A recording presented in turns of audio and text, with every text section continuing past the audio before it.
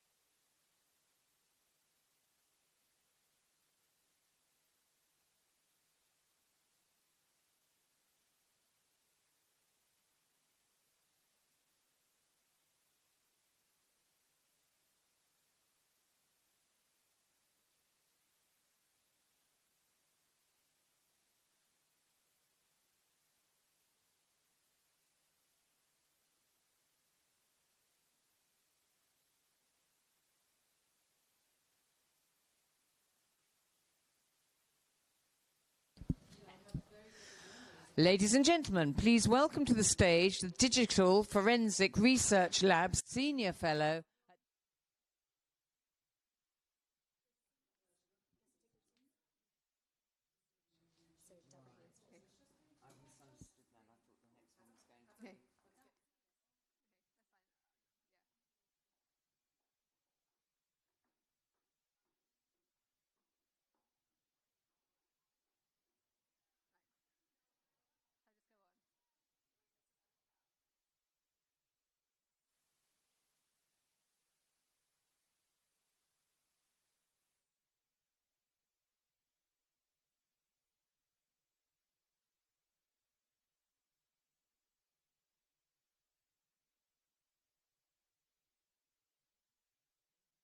Would you kindly take your seats? We are about to continue. We are about to continue. Thank you.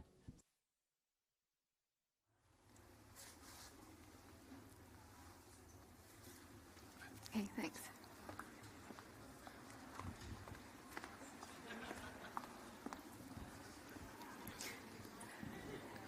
Hi, everyone. I hope you're sitting down, ready for the next session.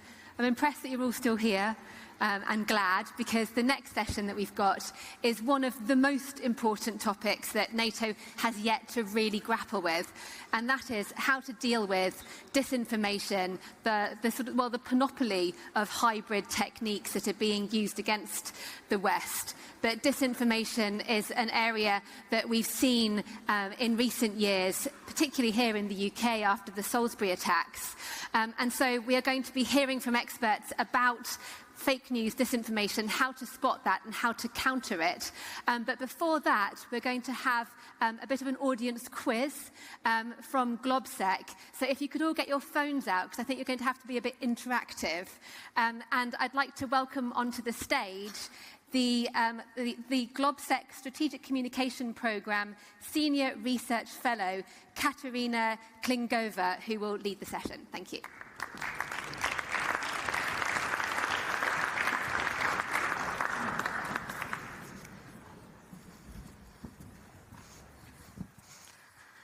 Good afternoon, ladies and gentlemen. My name is Katarína. I'm from Slovakia, and I have a quiz for you. So please do take out your cell phones, and yes, it's allowed now. Go to the section Interactive, and let's see what's your knowledge about the problems that we face as researchers in order to overcome disinformation. So the first things that we have to overcome in our work are public perceptions. So my first question to you is, on average, how many Central Europeans think that NATO and US-led coalition supported terrorists in Syria? It's A, 22%, B, 26%, C, 31%, or D, 40%. What do you think? This is actually one of the questions that we polled back in 2018. We do our own polling, GloBSEC Trends, in order to find out how widespread is disinformation in Central Europe. And we found out that a lot of Central Europeans believe in conspiracy theories. 53% of Slovaks believe in conspiracy theory that there are totalitarian, secret societies aiming to establish a totalitarian world order. But then we get a lot of data on the perceptions of threat. And this year we found out there are huge differences about the perception of threats among the Central Europeans. So, for example, there are 41% of Slovaks who think that United States pose a threat to their national security, in comparison to only 12% of Poles who think similarly. But let's go back to your polling and see how did you vote it. Okay, so majority of the people voted for D, and actually that's not correct answer.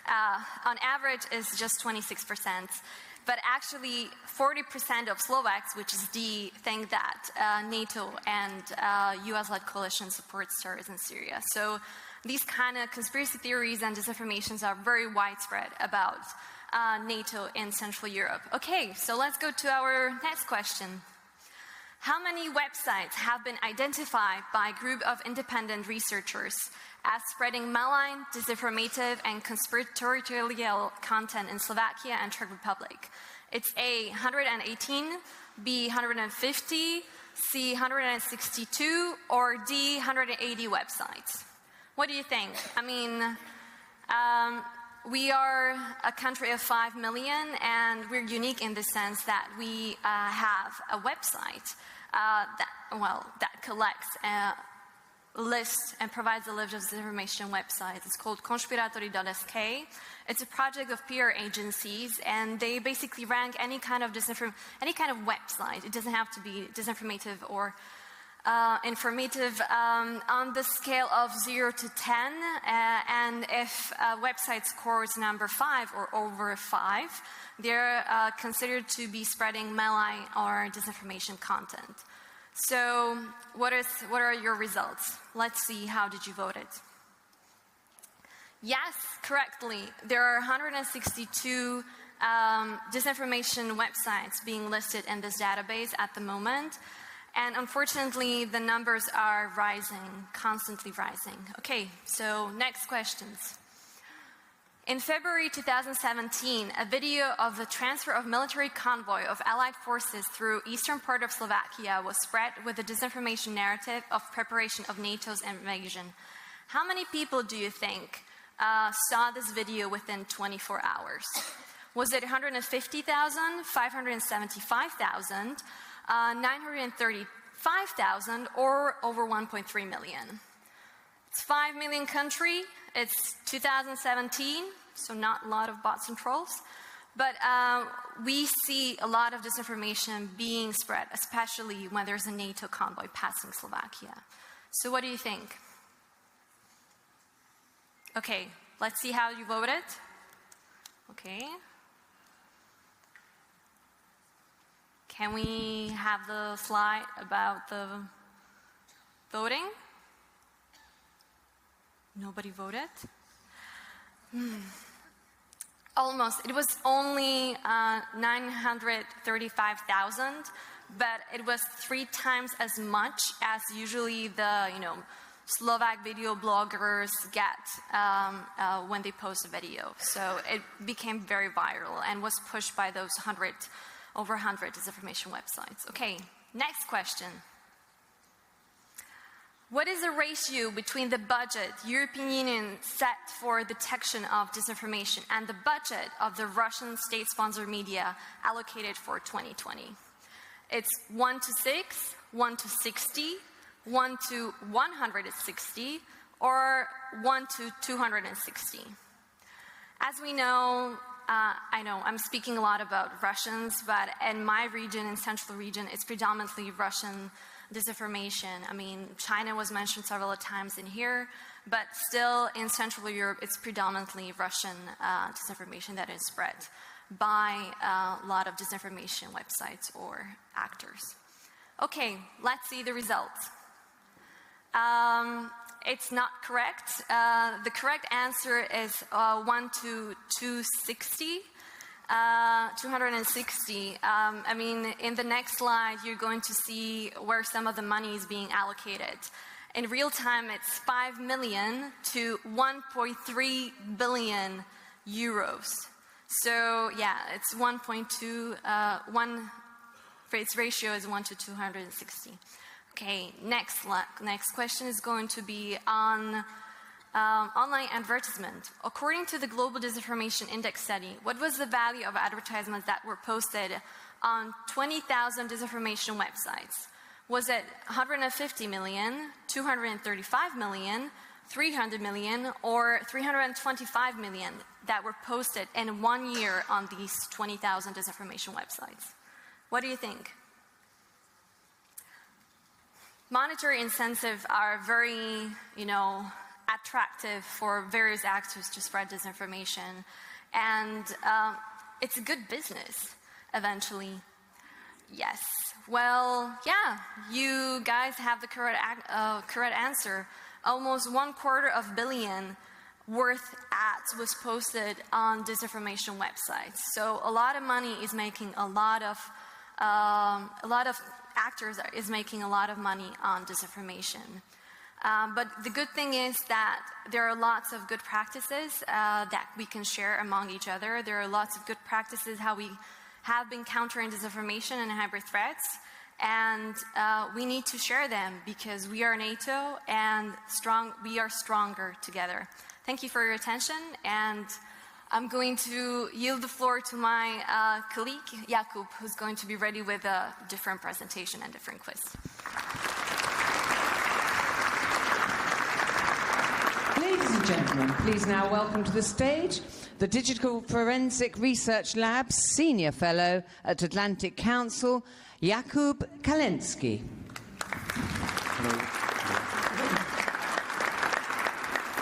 Hello. Good afternoon. My name is Jakub Kalensky and I work for the Atlantic Council's Digital Forensic Research Lab, where we focus on identifying, exposing and explaining hostile information manipulation, and we do it by using open source data. Within this very short time frame, I can't really describe everything that we're doing with the Atlantic Council on exposing disinformation, so I have one very, very short case study. You have a model situation: Russia denies something. In this case, they denied that a military contingent would be present in Venezuela. The speculations that Russians are in Venezuela have been there already last year, but it was only in March when we received some pictures which were supposedly proving that they are there. Now, how do you verify that they are there?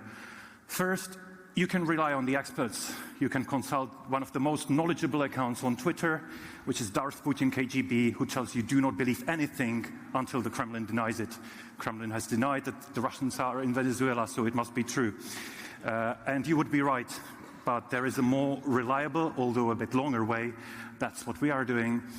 And in this case, we actually use the technique of geolocation. So we took the picture and compared it to Google Maps. On the left, you see the picture from the internet, and on the right, you see Google Maps. And as you can see, we highlighted the pole in the green, the fence in the yellow, the parking slot for the cars in the blue, and the red-roofed building in the red. And then there are some more pictures of exactly this plane and the soldiers there. And as you can see in detailed pictures, they are wearing desert camouflage, meaning they were probably flown directly from Syria. So we were able not to locate them only on one specific airport, but we were actually able to locate the Russian soldiers at exactly one hotel in Venezuela. Please mark the columns and the semicircular roof above the columns. Here you could actually see it on a bigger picture. The columns, the brown umbrellas, and the semicircular roof, very distinctive shape.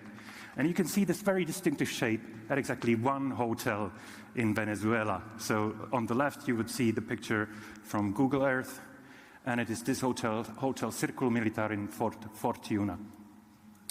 One more quick example. This is Legacy Strategic Services. This is a private military company, quite similar to the better-known Wagner Group that is run by so-called Putin's chef, Yevgeny Prigozhin.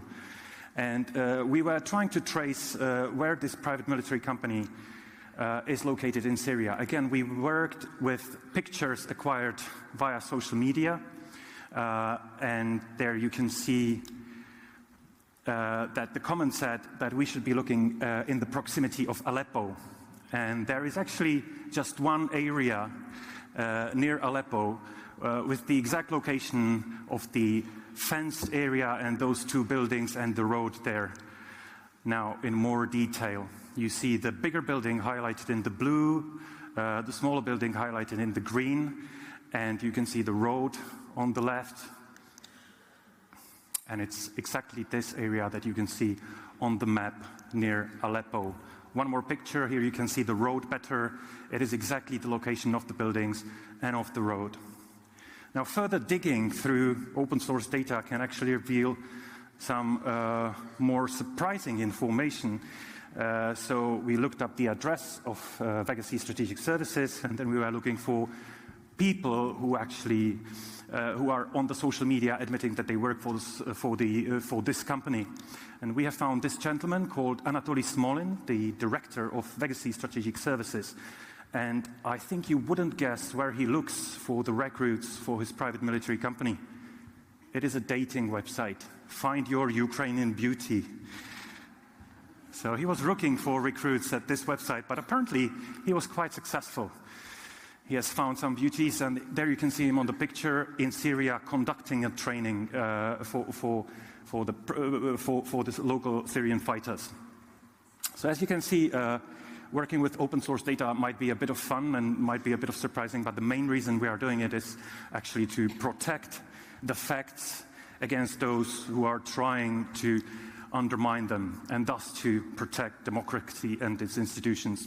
So if you like this work, please follow us on Twitter, subscribe to our newsletter, read it and share it with your audiences and help us do our work. Thank you very much.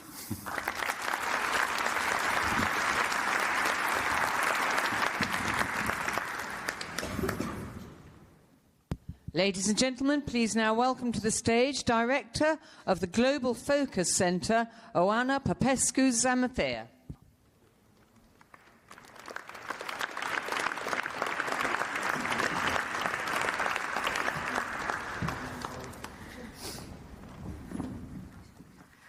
Good evening, everyone.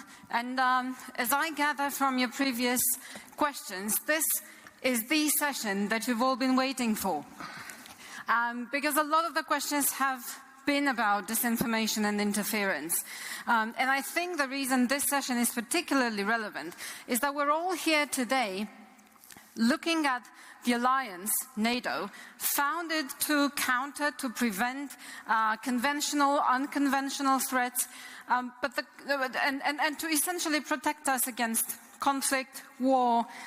But the thing is, much of what we'll be facing in the future, in the very near future, is not going to be called conflict, it's not going to be called war, and very likely it's going to not necessarily come from our enemies, but it's going to come from within.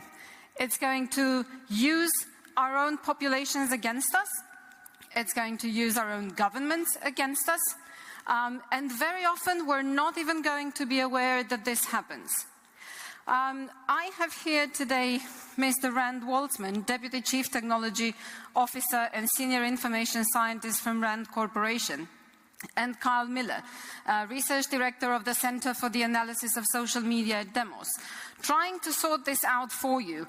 And I think, you know, what I'm going to start with, just asking you, gentlemen, to perhaps focus your remarks on, your initial remarks, is these threats, whatever we call them, that we're being faced with, they're not necessarily manufacturing. It's not about manufacturing problems. It's not about somebody creating problems for us. It's just about somebody using problems that we have already and that we have created. So maybe if you can focus some of your initial remarks on the question, well, how is an alliance that was founded and conceived to defend us against our enemies going to do a good job in defending us against ourselves? So please, if any of you wants to take this up, I'll be very happy to hear. All right, well, let me begin then. Well, firstly, hello everyone, thank you so much for having me here. The good news is that if NATO doesn't do something about this, then we truly are lost. This is the alliance which desperately needs to step into this problem. I'll begin, I'll deal with your point, but let me begin just by stepping back. So, over the last 10 years or so, several things have happened which have all come together. Firstly, information has become so much more central. So data, information, the idea, it's changed almost every different social and economic part of life that we can imagine. And it also has kind of been brought into the heart of what militaries think warfare is as well. So information has always been used in war. It's always been an important part of conflict. But I would say over the last 10 years, something else has happened. And this is point number one. Militaries have kind of made this conceptual flip. And rather than see information as a tool of war, it's seen information as a space which war happens within, as a domain of war, which is alongside air, sea, land and space and so on. So it's a domain, a conflict area. So militaries around the world, both liberal, democratic and autocratic, have all pivoted to begin to fight and indeed win in this new domain. I think that is one of the first and most important things that's happened. Secondly, just as militaries were doing this anyway, we saw the rise of these new online social spaces which were open, they were anonymous, they were frictionless, and they were the new battlegrounds where we were all fighting our various political and electoral races, of course social media. Easy for anyone to join, where no one knows who anyone else is, easy to game, easy to be reverse engineered, and where people are increasingly turning to in order to learn more and more about social and political life. Right now in the UK, of course, as we near our own election, we have the politicians desperately fighting on social media spaces just as they're out there on the street. And those two things then came together. So just as militaries were pivoting to understand their new role in a world where war was being fought within information, just as online spaces were rising, we saw the rise of what I would call dark influence, for want of a better word. Sometimes it was coordinated inauthentic networks, sometimes it was fake accounts, sometimes it was the amplification of mainstream news stories, sometimes it was really targeted campaigns. This was when militaries began to reach through these online spaces in order to have various kinds of attitudinal or behavioural effects in countries around the world as an extension of their own geopolitical strategies. Now, this wasn't necessarily fake news. It wasn't necessarily even disinformation. Like, more often than not, this was about cherry-picking perfectly true stories to create a very distorted picture of the world and making people angry about things that they already believe. It wasn't necessarily about lying to people, but it was about changing what they thought and what they saw. And then, so over the last 10 years, we've seen this break out in almost every single election and major political and social event that has happened all over the world. Now, sometimes that spotlight shines on the US election, sometimes it shines in the UK, but it's a hell of a lot worse if you're in Georgia or Estonia, and it's happening not just on Twitter and Facebook, but on pretty much every online platform that you can imagine. It's happening, I mean, we did an investigation to expose it happening on Wikipedia, it's happening on SoundCloud, it's happening on WhatsApp, it's happening on TikTok, happening almost everywhere online. And then lastly, if I have enough time, then, as we saw this new kind of conflict break out, we're now facing this situation where it's a kind of warfare which increasingly we feel is gripping our own societies, and we have no idea what to do about it. The tech giants and civic society are talking more about digital literacy, which by itself really won't work. Governments aren't really even able, I think, to define this problem, and everywhere we're scratching our heads because offense is so much easier to do than defense. We haven't even begun to talk about de-escalation of information warfare. We haven't even really understood what can be effective in countering the existence of these campaigns. Carl, thank you very much. And before I turn to the next speaker, I just want to make two very brief notes about what you just said. One, we actually did 2 studies at the Global Focus Center focusing on this demand side, on what we don't do enough that would prepare us for resisting malign interference. And the studies were in the Western Balkans and the Black Sea region. And one of the major findings was that members of NATO had very, very similar weaknesses with non-members of NATO. So, and I'll throw this question to you, turning back to the role of the alliance. Then what good is it? I mean, are we actually protected? Does NATO protect us from malign interference as well? Is this something, is this a purpose it can serve? Well, at the moment, I would say nobody is protecting us. I mean, the governments of Europe and the United States have decided to leave their populations essentially undefended at this point, as far as I can tell. There are many reasons for that we could go into, but at some point you have to stop admiring the problem and actually start doing something about it. And so far, we've gotten to the point where people are at least willing to listen to what the problem is, but I don't think we've gotten to the point that people are actually willing to take any actual positive action. And the point about the action is that this is the kind of thing which you cannot solve in a passive way. This requires proactive type activities. So you have to actively message people, you have to actively, you can't, for example, so you can't counter disinformation really, you have to displace it. And in order to displace it, I mean, this is just the way people's minds work. In order to displace it, you have to provide something to displace it with. So one of the problems that we face is who is actually going to decide what narratives you would like to be out there as opposed to the ones that you don't like to be out there. It isn't enough to just say, this is a bad narrative. You have to say what you would like to be and make sure that you somehow get that out there. And that requires action. So building up resilience is also a question of being proactive and putting out narratives. And so then offensive is also putting out narratives, being proactive. So in both cases, building resilience and an offense, you have to be active. But is this something for governments to do? Is this something for nation states to do? Does this require supranational, international response? And, last of all, especially when you look at countries in Central Eastern Europe, do we feel safe for our governments to address this? Because again, going back to the studies that we did, very often the governments are actually part of the problem, not of the solution. So do we trust them to actually do anything good about this? I mean, I think we need a new kind of informational mutual defence clause. I mean, I think the problem, the gap, is that our kind of legal and international architecture has not kept up with the threats that populations face. I think it's pretty much as simple as that. So, states are now kind of interfering and extending geopolitical influence in ways which none of our mutual defence anythings are actually defining or therefore allowing us to collectively counter. Now, you're absolutely right. Like, governments and political parties and heads of state are also doing a huge amount of this too. Like, that's part of the problem. But civic society cannot tackle this alone, and they are basically being the only part of society which is actually mobilised to actually try and deal with this. Mm-hmm. But, it cannot do that alone. But I'm looking at protests from Hong Kong to Lebanon to Chile to Europe.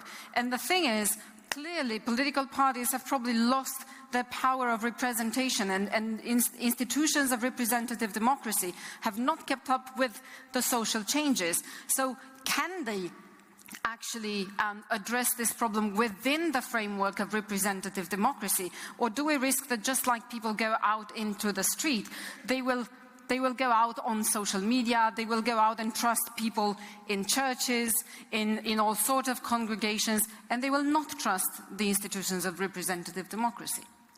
Well, the institutions have to build up trust.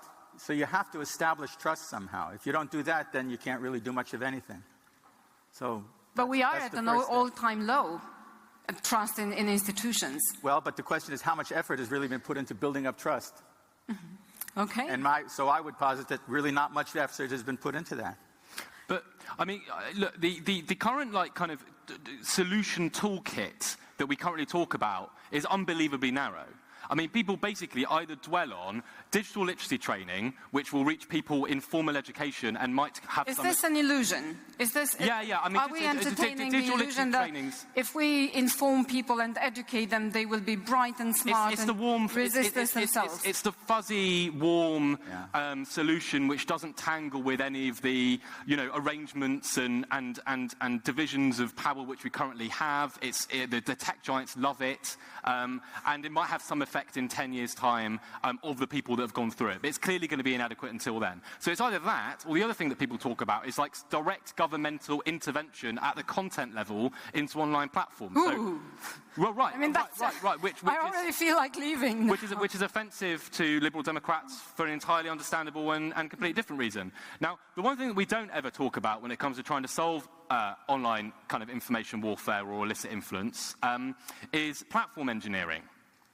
We never talk about platform engineering. So the reason, like Facebook and Twitter and all these platforms are designed largely to do one thing, which is to grow as large as possible. And that means growth within the tech giants has been the most dominant, most powerful team that you can imagine. What growth wants to happen within those platforms basically has happened over the last 10 years. And that means that all online platforms that we use basically share one characteristic, which is frictionlessness.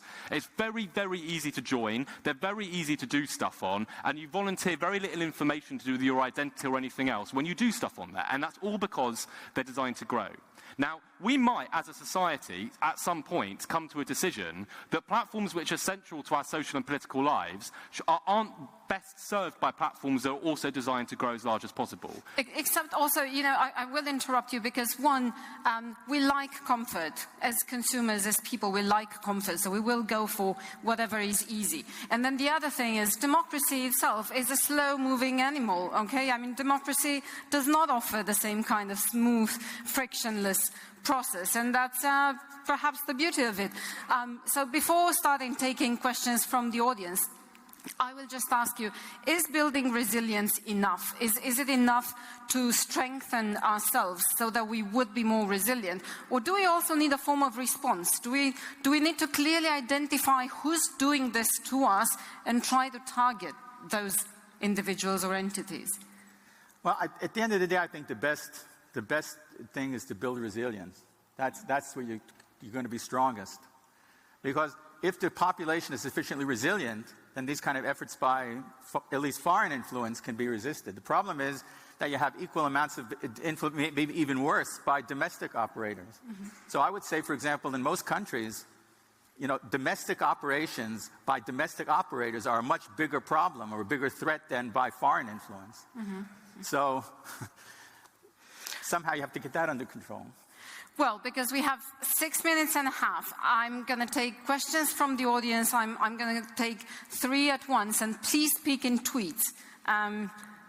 Over there, on the right-hand side first, there's a lady. Hi, I'm a behavioral economist working in international security from the Institute for European Studies and Women in International Security.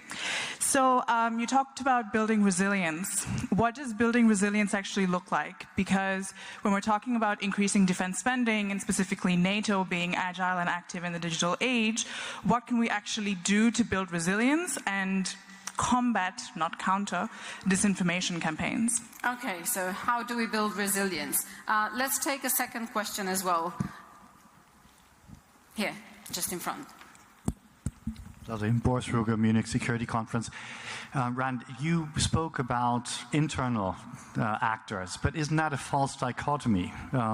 We have internal actors, but we have external actors who are amplifying those messages that are so divisive. So how can you draw a line between those and say those are two separate categories completely? So how do we differentiate? And then we have a third question just behind you. Please put up your hand. Hello, it's Razin here again, founder of Hydroco, focused on biotechnology and AI. So my question was that, you guys are talking about, disinformation and everything, but how do we adopt a Bayesian way of thinking to basically identify the signal from the noise? So, probably to incorporate a probabilistic way of thinking, would that be the case? And how do you incorporate that as an innate instinct within the demographic? Thank you. Okay, so since I asked for the questions to be delivered in tweets, please answer in tweets as well. Well, so first to your question, I don't actually draw a hard distinction, because you could have domestic operations which are supported by foreign influence, who the domestic operations have to serve their interests.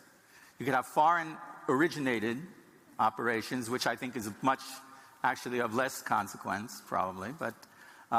But yes, so you can't really separate those out. But if you're going to get at those kinds of things, you have to get at the domestic operators, because if the domestic operators weren't taking action, then the foreign, where they're going to play off of? There wouldn't be anything there. So you still have to focus on the domestic operations. I think there was also the question about how do you build resilience, because you said it was so building resilience has to do with proactively putting out strong narratives that you find that are favorable to the society. So if you put out strong narratives, I mean, people are, cognitive psychology makes people resistant to changing narratives. So if you have strong narratives to start with, it's difficult to change them. And the stronger they are, the harder it is to change, and that translates into resilience. But in order to do that, you have to first decide what narratives you want to put out there, and then you have to actually put them out. Okay. This is an area where me and my colleague here probably massively disagree. I simply don't think this is a problem of counter-narratives. We're dealing with platforms that want to serve you up the most engaging content possible to keep you on their platform. Now, what kind of content is that likely to be? It's content which will make you really angry about stuff, or it's stuff which is really funny. Basically, it's usually one of those two things. Now, outrage is the easiest way to manipulate people. You will share whatever makes you outraged across social media like it's going out of fashion. You will react to that in ways you don't react to almost any other content. And that's why, on campaign after campaign that we pull apart, day in, day out, outrage is the one consistent factor. So what do we do about it? You change platform engineering. Like the reason that these things, I mean, partly this is to do with who we are as human beings. There's nothing we can do to change that. But we don't want these platforms to essentially echo our own cognitive psychological defects in the decisions that they make about what information to surround us with. And can we genuinely stand in the way of technological advancement and the people's preferences? I mean, we're going to do that. Aren't we going to be faced with a new challenge and a new challenge? These aren't people's preferences. These are commercial decisions which companies have made around how their platforms work in order to get bigger. These are not people's preferences at all. And the idea that we can't implement kind of democratic values into the platforms which have become central to our societies, I think is probably one of the most dangerous ones which is currently washing around the policy debates on this. Okay. Well, so actually another thing that you can do, which I think would be a reasonable idea, is to create so take NATO, for example, to create a national public or international public social media platform, where you then have complete transparency, you have complete control, and then you can, and not only that, but everybody can contribute to solutions equally.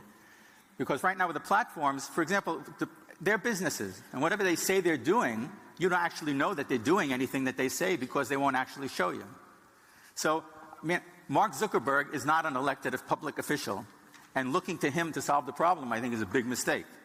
Right? If you want to solve the problem, then you do something like we did with CERN. In CERN, right, people got together, all countries got together, contributed money, and built an accelerator. Mm-hmm. Okay?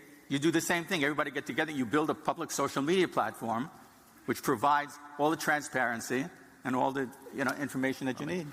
Because just before you intervene, because it's fashionable, can I see a show of hands of how many of you actually believe technology is your ally, our ally, in dealing with malign interference, and how many believe it's an enemy? So first of all, how many believe it's your ally in fighting malign interference?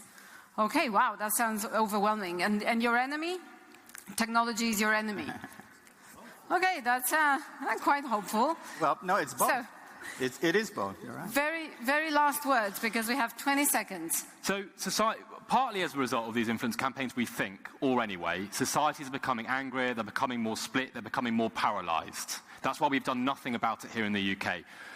Countries are becoming further apart. International cooperation is becoming more difficult. This is clearly something which cannot be dealt with on a nation-state per nation-state basis. NATO is, and this is the reason it's so important to talk about this in front of you all, NATO is one of the few institutions left that is the glue between nation-states around the world which allows that kind of cooperation to happen. So if NATO cannot step in to help us deal with disinformation, we are going to have a very, very rocky next 10 years. So a trans-border problem, trans-border solutions. Rand, would you agree or add anything to this? To what? Huh? So it's a trans-border problem which requires trans-border solutions. Yes, absolutely. I agree with that 100%. Nobody can solve this by themselves. Within one country, it can't be a civilian or it can't be a government thing alone or an industrial thing alone. Globally, it can't be one country alone. It has to be trans-border, absolutely. Thank you very much. I think this was probably the fastest paced session. And I hope you got at least part of the answers that you were looking for. Thank you very much to the speakers as well. Ladies and gentlemen, please now welcome to the stage lecturer in international relations at Leicester University, Bleddyn Bowen.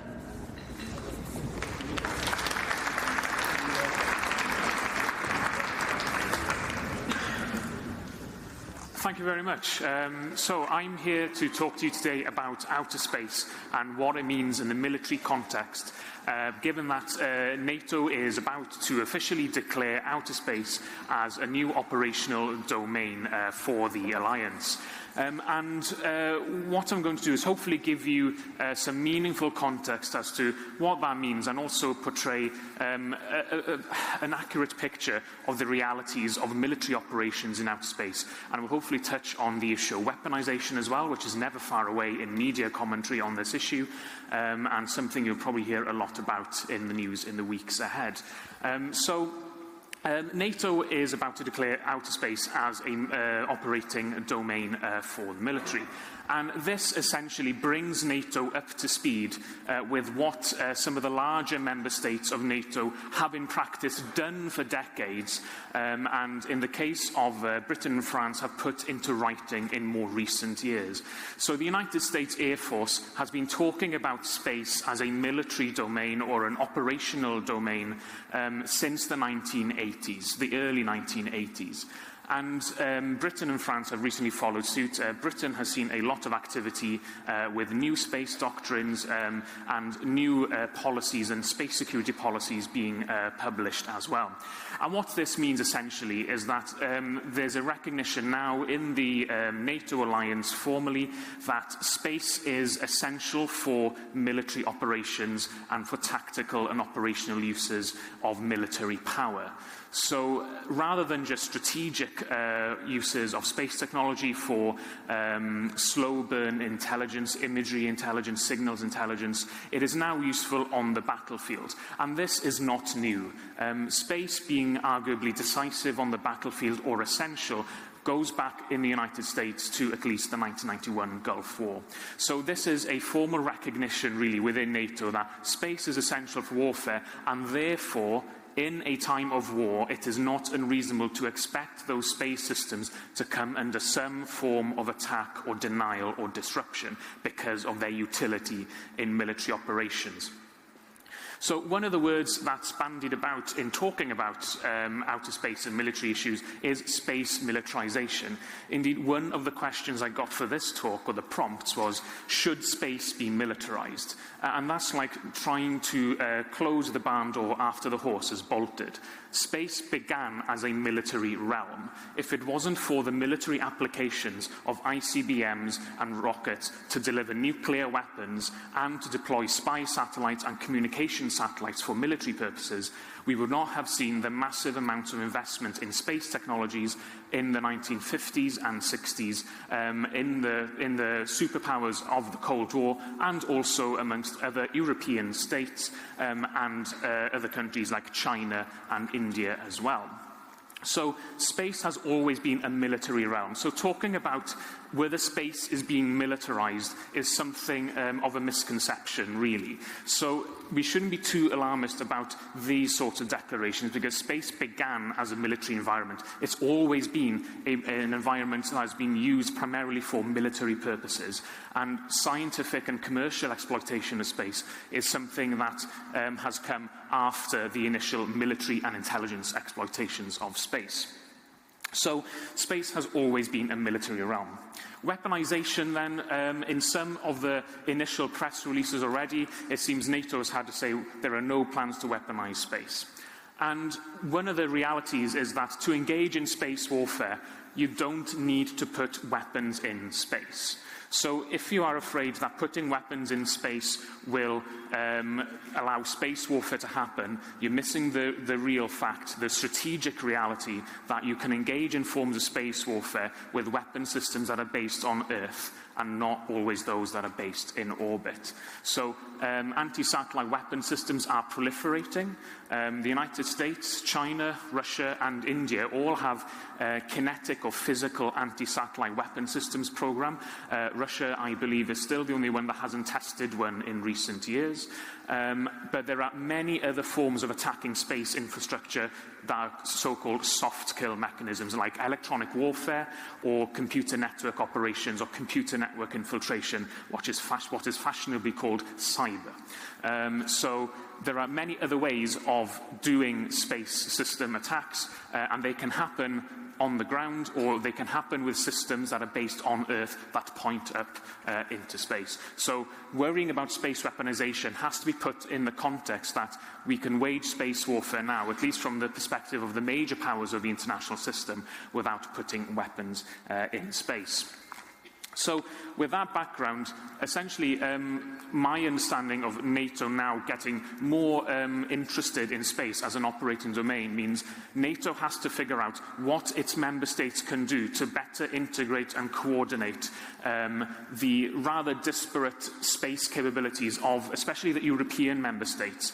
There's a lot of complementarity in some member states. Different member states have different kinds of sovereign space capabilities in military satellite communications, intelligence capabilities, and various other space services as well. So NATO does have a role in trying to figure out where can spending be better allocated amongst its member states to try and combine the total space power assets that are within the NATO alliance, because put together, NATO has by far the highest number of space systems available. So a good chunk of those over 2,000 active satellites that are now in space are owned by or registered in NATO member states. So there's a lot of thinking to be done there with NATO as to what it can do to better align those disparate European member states' capabilities in space. So I will leave my comments there. Thank you very much for listening.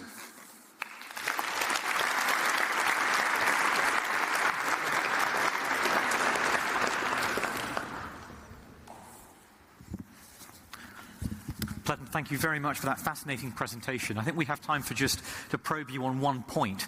How difficult is attribution in space? This is something we spent a lot of time wondering about in hybrid scenarios. What do little green men look like in space? Yes, good question. So if it's a big hard kill weapon system event, so if it's a ramming vehicle that is shot up into space, that is quite easy to attribute. Things like cyber attacks or computer network operations, they are harder as any form of cyber attack would be. So the fact that it's going into a satellite control system doesn't change the fact that it can be hard to attribute. Electronic warfare, a lot of that happens unintentionally every day as normal operations within the radio frequency spectrum, unless it's very high-powered jamming, and the longer it goes on, the easier it becomes to identify and track it as well. But things at the beginning of a crisis with soft kill methods can be harder to attribute, but a big, spectacular hard kill incident should be fairly easy to attribute thanks to physics. Do you think we have sufficient rules of the road in understanding of each other's thresholds in avoiding escalation in this domain? I would say no, but space is not unique in that regard. So we're not particularly clear on how people would react or should react with terrestrial incidents, so why should space be any different? Thank you very much. Thank you. Please join me in thanking Bleddyn.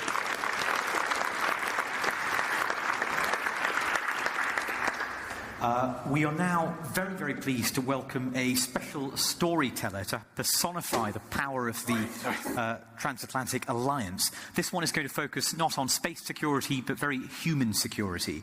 To introduce our storyteller, please welcome NATO's senior civilian representative to Afghanistan, Ambassador Sir Nicholas Kay.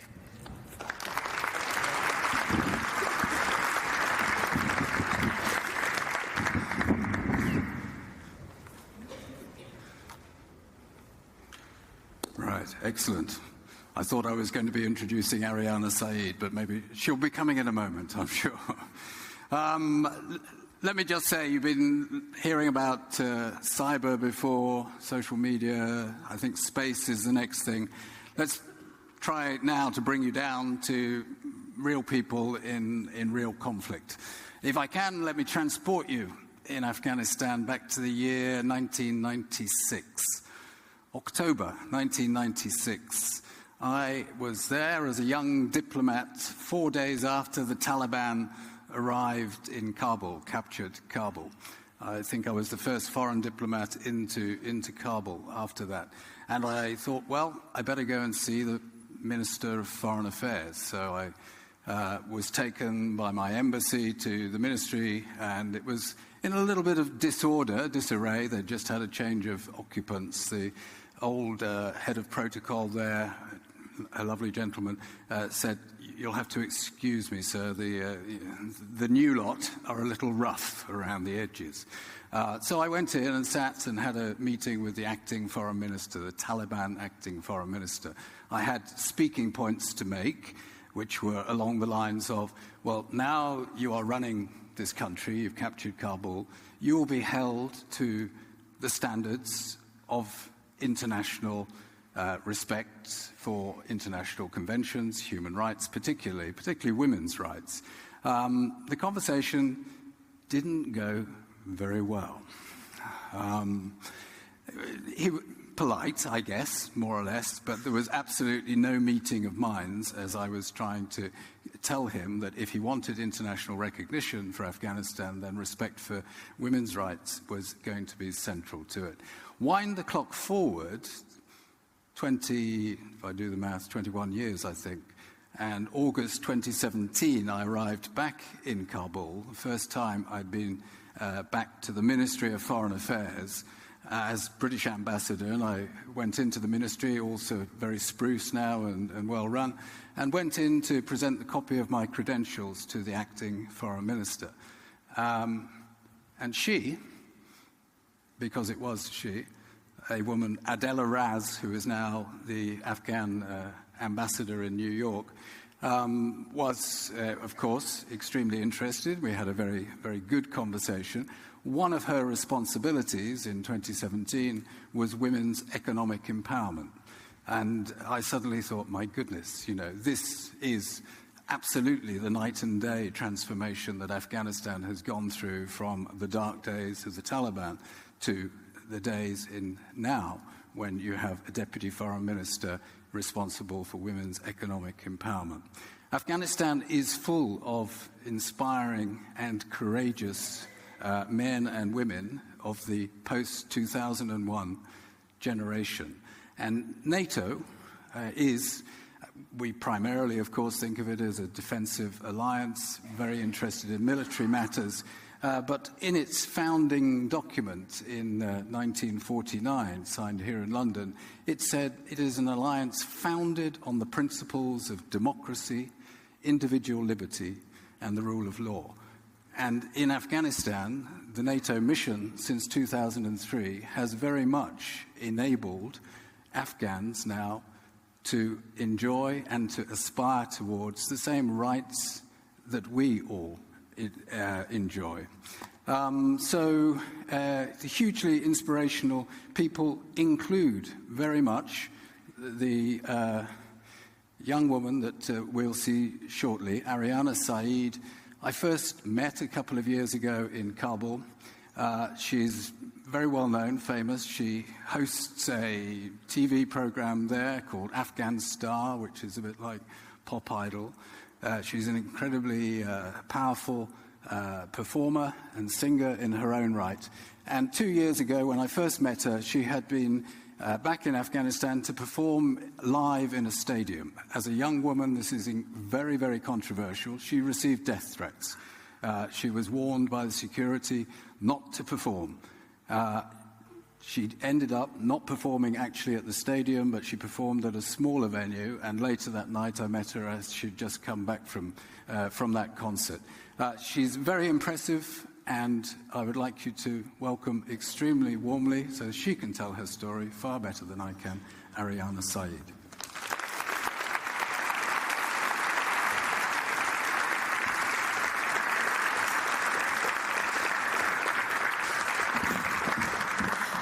Thank you so much, Sir Nicholas Kay, for the kind introduction. You've honored me. And good evening, ladies and gentlemen. Before I say a word, I would like to draw your attention towards a few images, and I would like you to take a guess where and when they're from.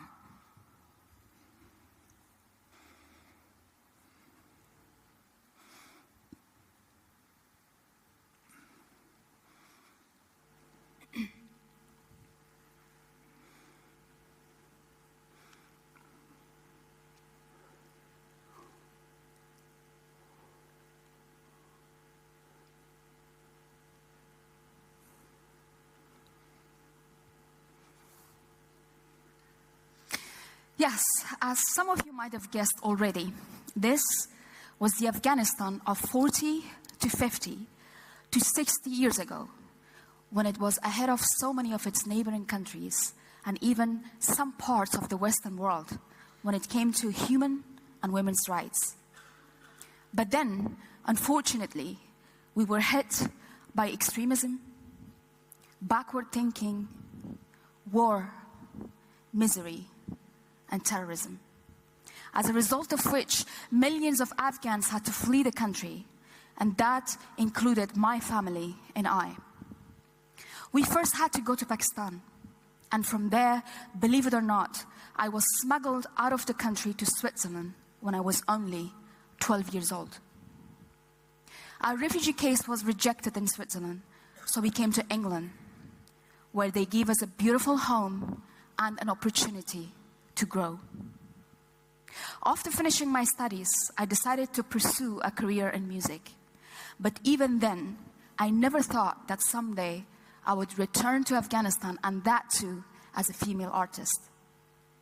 What actually opened my mind towards taking such an unbelievable step was the progress and the change being made inside Afghanistan by the presence of NATO, and the fact that the world was finally paying attention towards Afghanistan.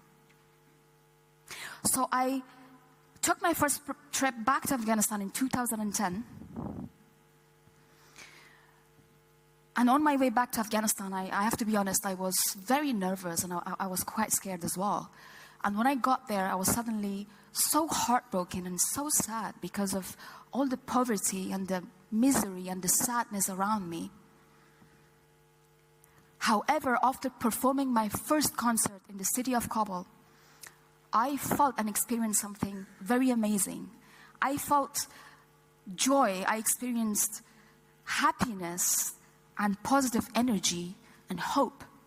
And that made me realize something so important. It made me realize that with what I do, I can actually leave an impact there, and I can inspire and give hope to a nation that was in need of it. So I decided to stay in Afghanistan, and I started performing major concerts in various different parts of the country, including 3 major concerts in Bamyan. And I performed right in front of the Buddha statue. Yes, the very same Buddha statue that was destroyed by Taliban not so long ago. And these concerts were attended by up to 20,000 people each, which, to be honest, still feels like a dream to me. I performed concerts for fundraising. I performed concerts that were attended by women only. And I tried to give hope wherever I went. One of the major challenges I took upon myself was to perform in the heart of Kabul city at a football stadium, where Taliban used to openly execute women by shooting them in the head in the crowds.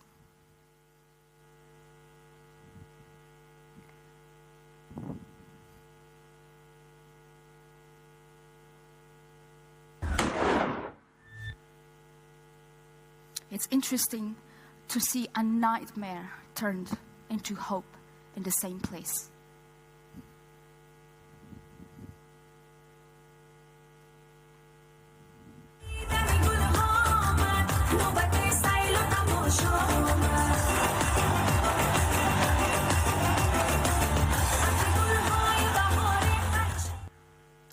And of course, all these performances would not have been possible without the major security and partial peace of mind provided by the Afghan forces who were actually trained and supported by NATO.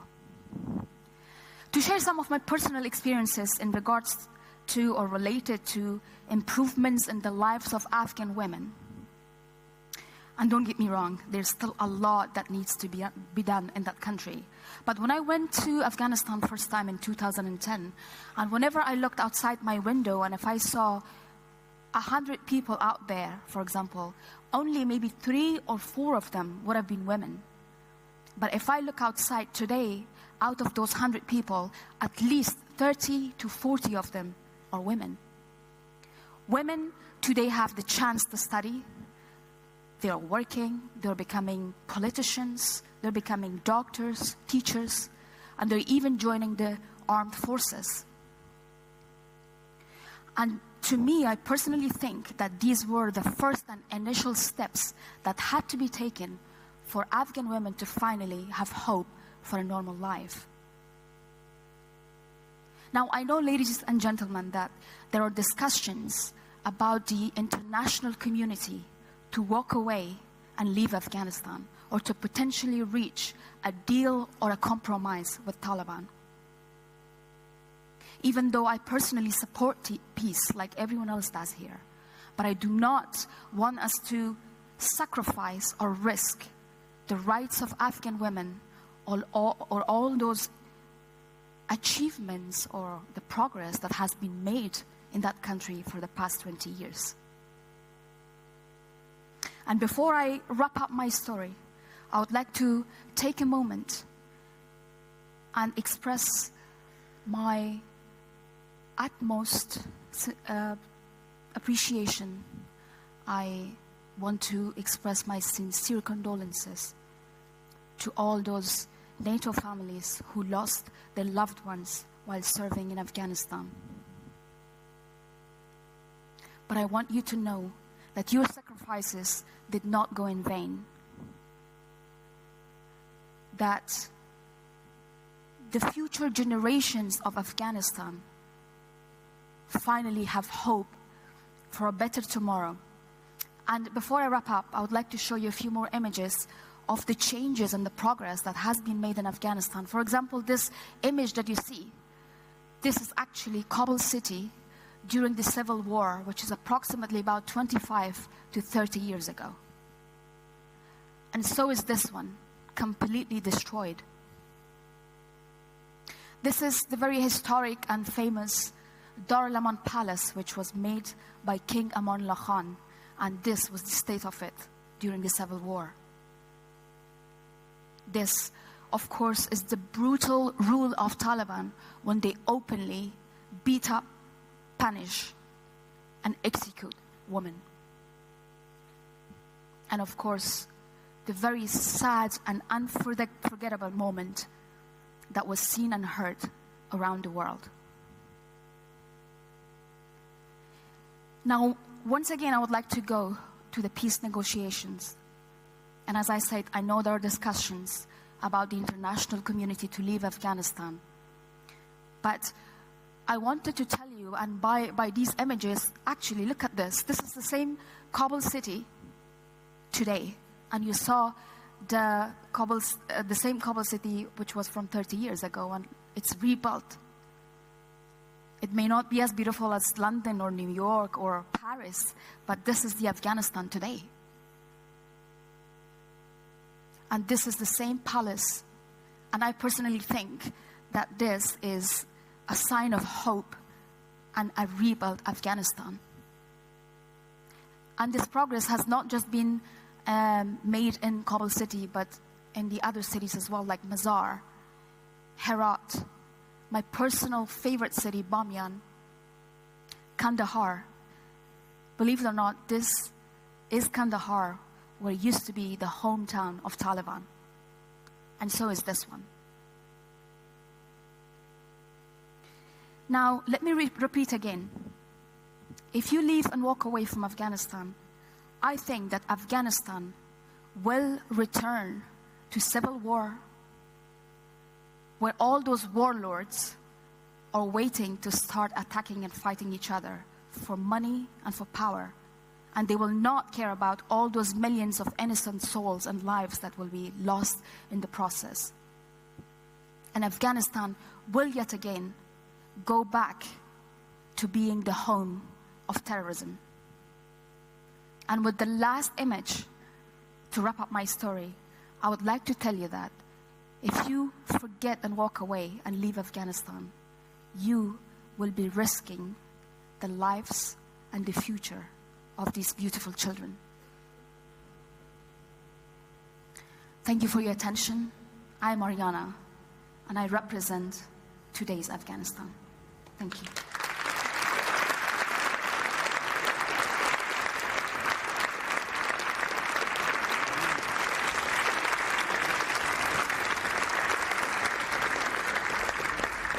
Well, thank you ever so much to Aryana for sharing her stories, and for anyone who knows Afghanistan, they will know the incredible courage that she has demonstrated in managing to forge a career like that and to speak out so strongly on what's happened to her country, how it's transitioned, and how right now, as President Trump has said, talks with the Taliban have resumed. The very real possibility of some kind of deal taking place is back on the table. That warning should be listened to by all of you of the need to make sure that there is an enduring political solution to the situation in Afghanistan that involves everybody, and not for NATO to walk away. So we're going to change the tone from what we've just heard in Afghanistan back to the sort of future shape of NATO in different domains. NATO declared cyber a domain a couple of years ago, and we know that it's an area, an offensive and defensive area that troubles all of our countries in terms of cyber attacks happening every day. It's a form of this hybrid warfare that people talk about, and yet most members of the public don't really understand that type of attack that's just under the threshold of all-out war and yet subverts democracy. So we've got a fantastic panel led by Clara Jordan, of the Executive Director for the EU and Africa at the Global Cyber Alliance, and she'll be talking about cyber, defense, offense, and hybrid warfare. Thank you.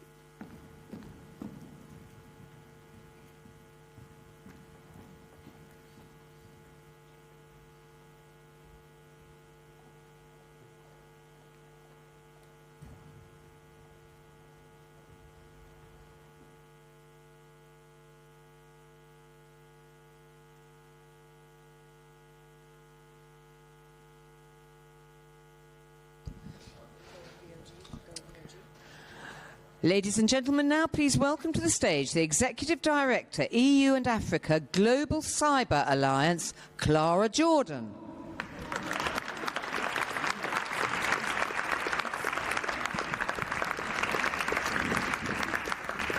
Good evening, everyone. Is my mic on? Is my mic on? Yes, good evening, everyone. So it's almost 6 p.m., and I know you've all been waiting to hear the C word. We talked about information warfare, we talked about disinformation, and now we're going to address kind of the last element of what we now call modern warfare. So we have three great panelists here today with us. We have Ciaran Martin, who is the head of UK's National Cybersecurity Centre, Teija Tikkainen, who is the director of European Centre of Excellence for Countering Hybrid Threats, and Max Smith, who is senior researcher at ETH Zurich's Centre for Security Studies. So the panelists will have 2 minutes to deliver their opening remarks, and I will right after that open for questions to the audience, because I know you all have pressing questions on cyber warfare, hybrid warfare, and everything that has to do with NATO's core mission of defense and deterrence. So the first speaker, Ciaran, will talk a little bit about kind of what it generally means for cyber, all these new tactics of warfare. The floor is yours. Thank you very much, Clara. There's a great website called haveibeenpwned.com. It's run by an Australian called Troy Hunt, and it tells you if your personal details have been stolen in a hack. You should look it up because you're probably on it. Now, on that site's past form, in the course of both minutes that Clara has kindly allotted me under pain of severe punishment, in the course of both minutes, their cyber attacks globally will cause 16,200 successful personal identity compromises. And experience suggests very little of this will be nation-state activity of strategic significance. But the attacks will damage our citizens, they fuel crime, and they'll harm prosperity. And I'm mentioning this not to raise awareness. I think certainly in terms of this audience, we're way past the awareness-raising stage. I said to show we must never forget, first, the link between cybersecurity and digital prosperity, and second, the vulnerabilities inherent in our digital societies. So for me, the absolute prerequisite of changing the rules of the game is to build markedly safer digital homelands across our alliance. NATO has rightly made cyberspace a domain of operations, but cyberspace is first and foremost a peaceful domain. It's not just a platform for our economies and societies these days, it's a fundamental part of them. We live and work online, so we have to keep cyberspace as safe and healthy as possible. Cyber attack capabilities are called viruses for a reason. Don't get me wrong, I'm not a cyber pacifist. The UK was the first country to offer offensive cyber capabilities to NATO, but we're a responsible cyber power. We observe laws and ethical standards that distinguish us from our adversaries. But responsible cyber powers have to use and guard our capabilities carefully. We can't be like the North Koreans with WannaCry or the Russians with NotPetya, launching attacks that spiral out of control with serious unintended consequences. Our free, open societies will always have more to lose from weak defense than our adversaries. We need to make our attackers work harder. Some will be deterred by this. We have to accept others will not, so we need to stop them succeeding. To change the game, even taking to the field requires much better defense. Thank you very much, Ciaran. So now we're going to move to you, Teija. Tell us a little bit about the hybrid warfare aspect of challenges posed to the alliance, internally or externally, from where you stand at the Centre of Excellence. Thank you so much. I will start with the very basic question concerning why exactly are hybrid threats, hybrid warfare, other forms of hybrid action, why are they so difficult for the target country? We know that it is a phenomenon, hybrid warfare, that operates in the grey zone. It's nothing that we know from other conventional contexts. It is warfare in the grey zone between war and peace. It's hybrid action between the domestic sphere and the foreign sphere. It is information between information and disinformation. So by nature, these hybrid threats are such that it's very difficult for a target country to decide which exactly are the instruments with which it should counter this phenomenon. Also, the normative framework is very unclear. What are the rights and duties applying to such a phenomenon? What are the rights of the targeted country when it's not exactly the typical form of warfare? This element of confusion is a thing that makes this phenomenon very difficult. It is also very difficult for the alliance, NATO, because the means used are not the standard used forms of military aggression. We know that it is attacks against critical infrastructure, it is attacks against the information environment, it is forms of aggression that don't fall into the fields of NATO's competencies. It's tasks. So this is a difficulty for NATO because when we compare the forms of aggression with any other types of traditional aggression, it is a question of essential threat in this case, but it is very much more difficult for the alliance to find the proper responses from the instruments at its disposal. Still, I would like to argue that NATO has sent a political signal to any adversaries. It is exactly as stated by the colleague here. It has defined the cyber domain as one of its operational domains, the cyber element being one instrument for hybrid action.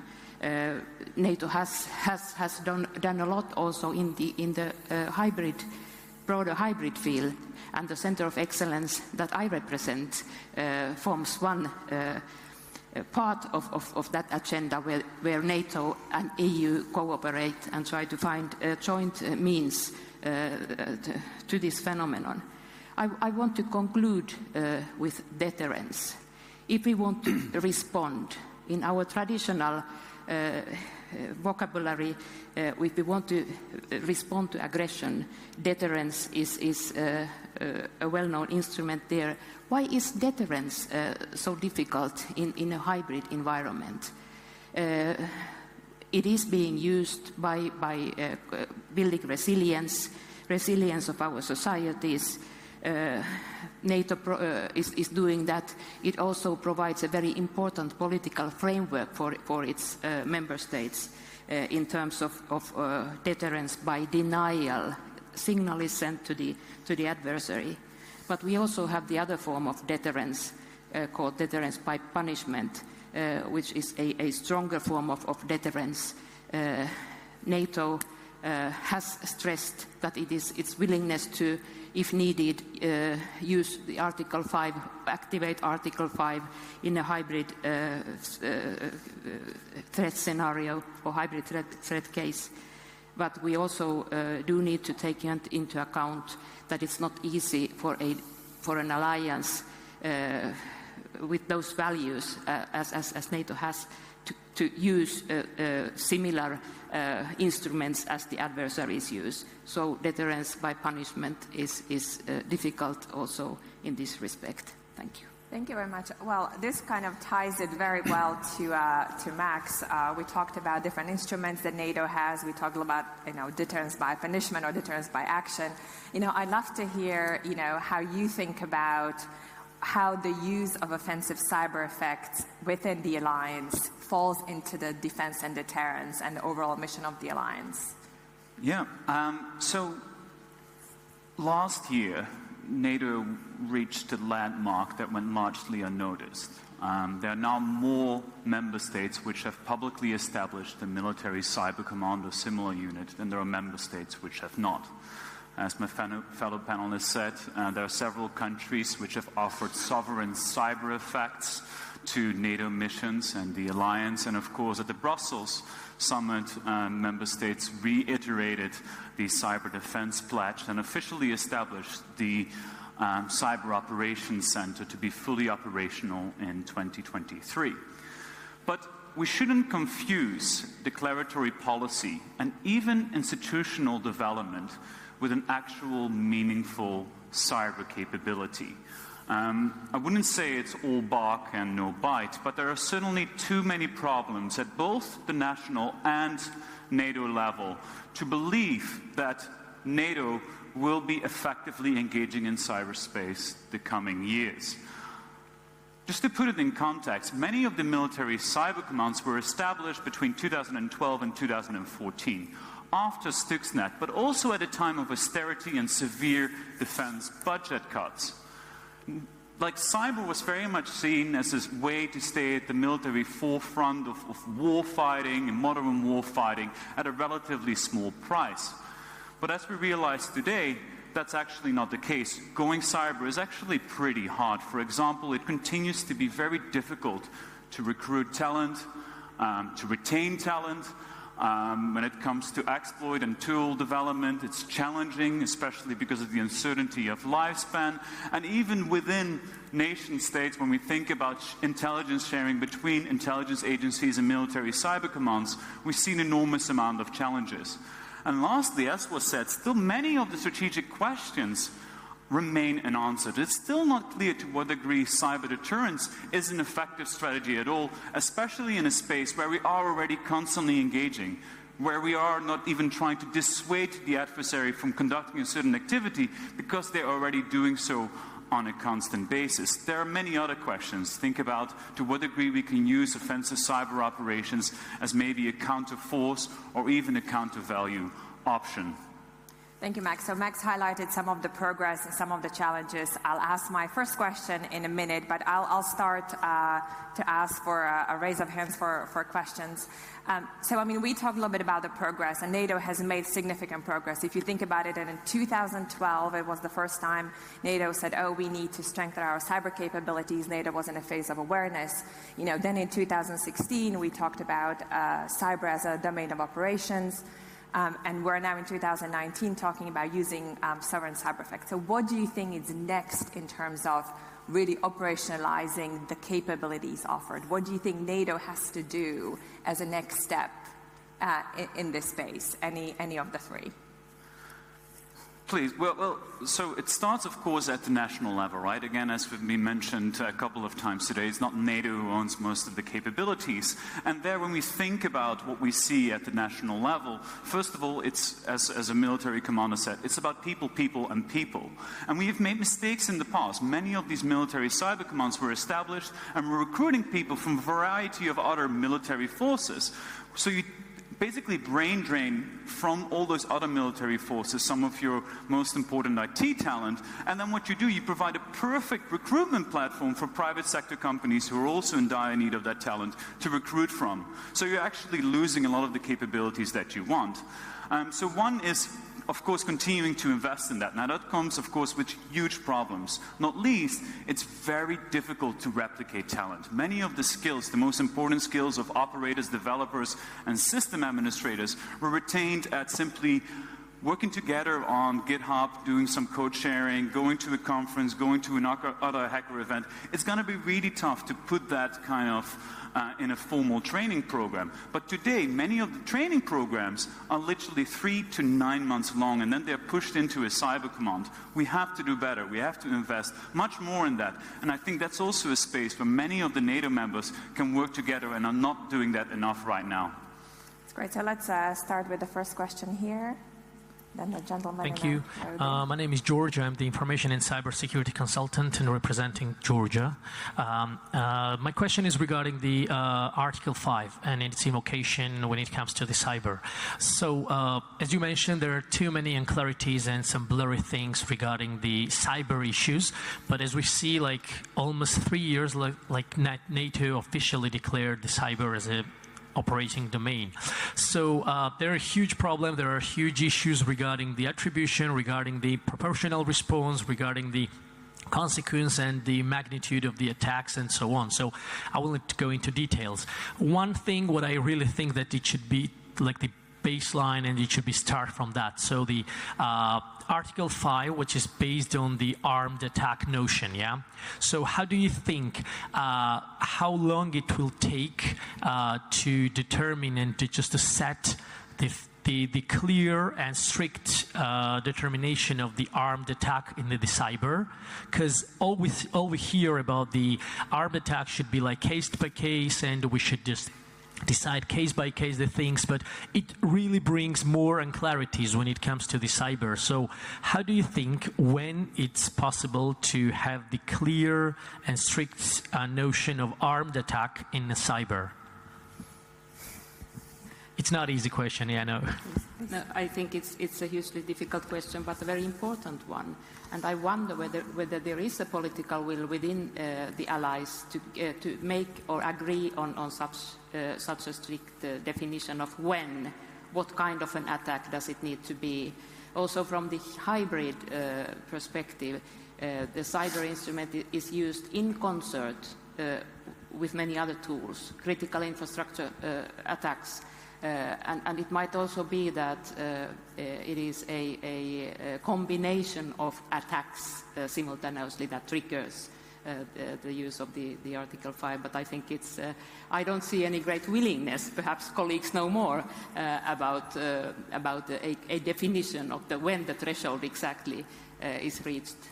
You know, and before giving a floor to Max, I'll just say that states have a huge responsibility to talk about their understanding of international law, and there are many states who has done it. I think the UK's Attorney General recently talked about the UK's understanding of how international law applies to cyber. I mean, it's up to each member state to talk about that, and that's how you kind of create the understanding of what it would be that would facilitate answering those questions. Max. Yeah, and it's not just about being unclear about red lines and when Article 5 is triggered, but it's also how we would respond in those cases. And this uncertainty, some have argued, leads to more deterrence, right? The adversary is not entirely clear on when and how we will respond, and hence doesn't do so, which stands in stark contrast to many of the discussions that we had during the Cold War, particularly in relation to nuclear weapons, where we famously talked about the crystal ball effect that led to deterrence. It was the certainty of a certain effect that would be caused, the enormous havoc that would be caused after it, that led to a certain amount of deterrence. Having said that, I actually don't think that the biggest problem is when Article 5 is triggered or not. It is exactly the issues that we've mentioned here today. It is all that activity that is taking place below the threshold of armed attack, yet is still strategically meaningful. And that is something that NATO is grappling with today, and how to respond to that. Anyone there? Thanks, Lara. Pete Cooper, Atlantic Council. At the heart of NATO's collective action is the ability to conduct joint operations, multi-domain, multinational, at speed, and across a large geographic area. With space and cyber as new domains of operation, is it now time for NATO nations to start considering what force construct and C2 looks like for parity across all of these different domains, if it's to maintain the ability to conduct agile operations and maintain workforce? Take that. Sure. So it's a dangerous one. Of course, every country now needs to operate at as quick as they can and have freedom to maneuver, or what the US Cyber Command recently proposed is to operate continuously, globally, and seamlessly. The danger in this space is that it is, and particularly cyberspace I'm now talking about, is that it is not like conventional domains, right? So when General Nakasone talks about also defending forward in cyberspace, like our navies are not patrolling or not at the harbor, but also patrolling at the sea, it's very different in cyberspace. The moment you go outside of your own networks, you're into someone else's networks. And that's a big difference, especially when we move away from not just being in allied networks, potentially as an ally for kind of observing reasons, for espionage, but also doing this for effects reasons, to be a disruptor, to disrupt, deny, degrade, or destroy. And we've seen particularly the US moving in that direction with its recent strategy of persistent engagement and defend forward, arguing that they need to cause friction wherever the adversary maneuvers, but that area could also be allied networks. I would just add to that, and I agree entirely with what Max just said. If you're looking at things from the perspective of a senior military commander and thinking about potential operations, you will ask the question like that, and you will be framing your capabilities in that sort of way. If you're in charge, as I am, of the national cyber defence of a country, including strategic capabilities, including helping the Ministry of Defence protect armed forces capabilities, but you're actually also trying to protect the digital environment of an advanced economy, you have to take a much more nuanced and social and subtle approach, thinking about those networks that you're traversing on, thinking about the fact that most of the threatening activity will fall way below law of armed conflict triggering Article 5 and so forth, thinking about, frankly, the commercial and economic realities of what you're doing.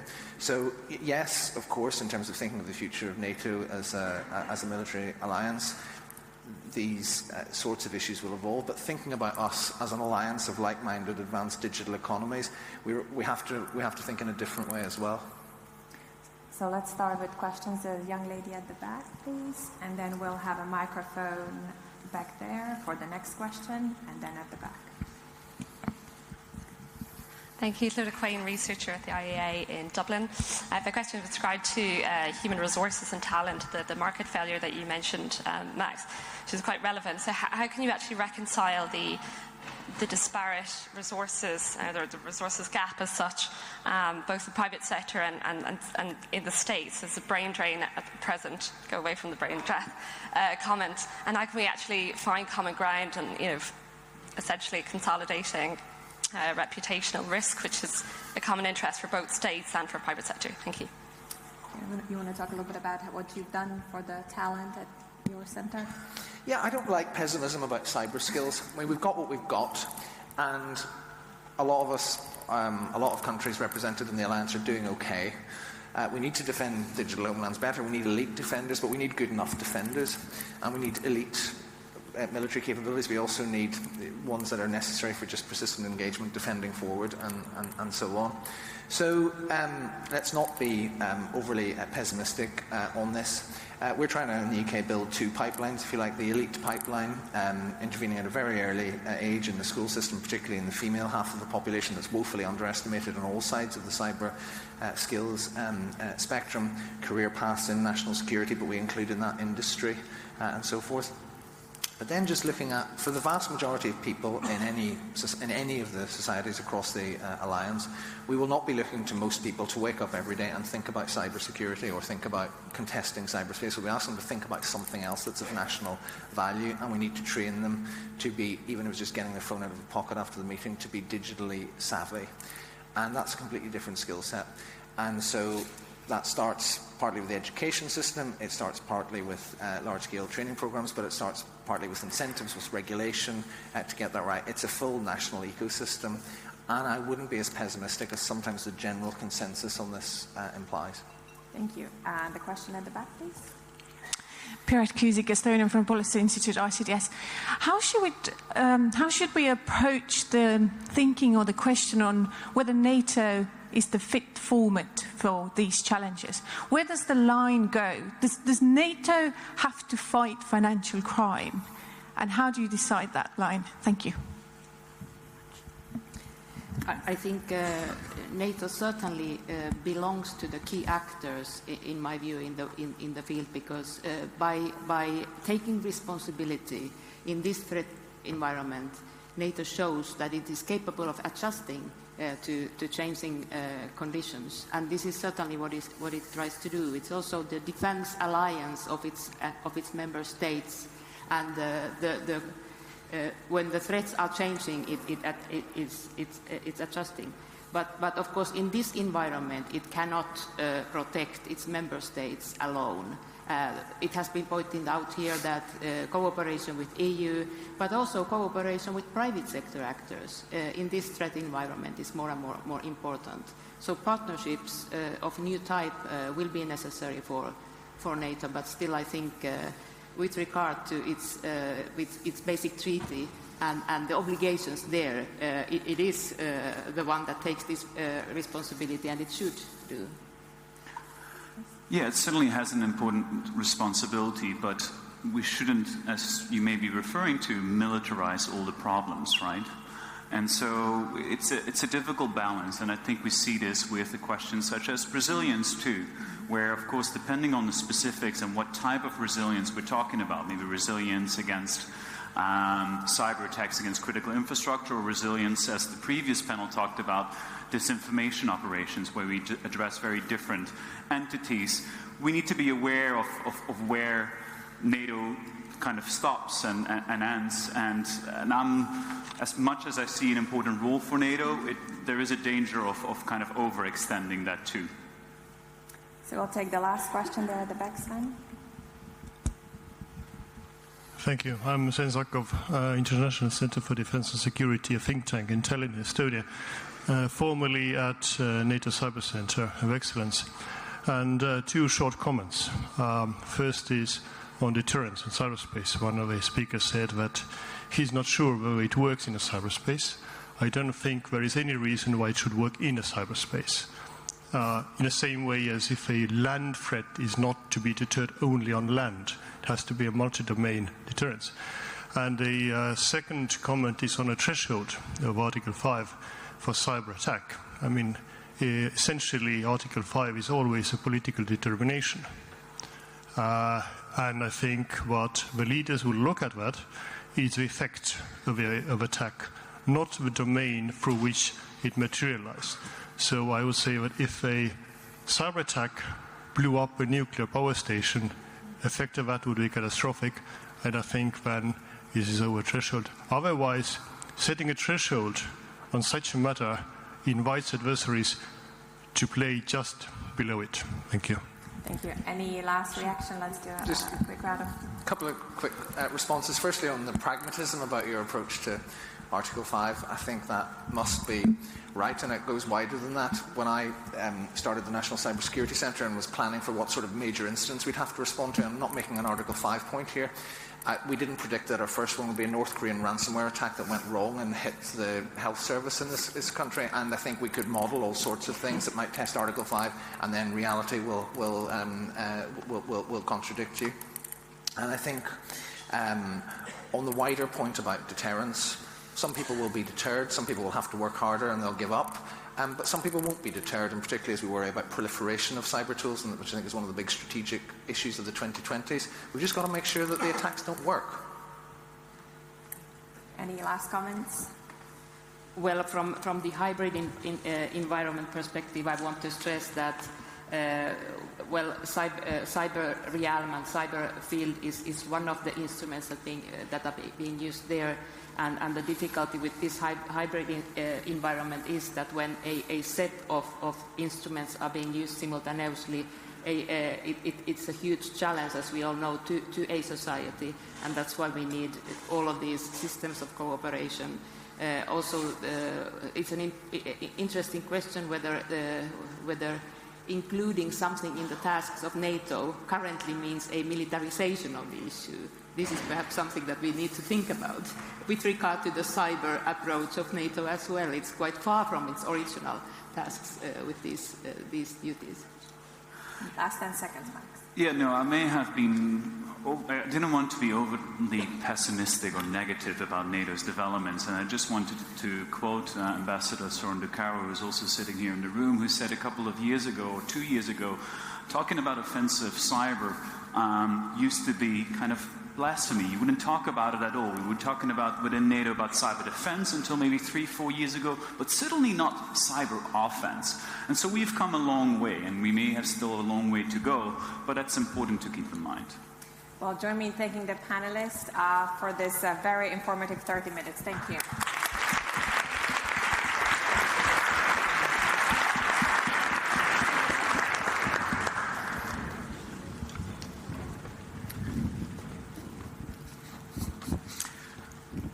Good afternoon, everyone. Thank you all for sticking with us till the further into this day.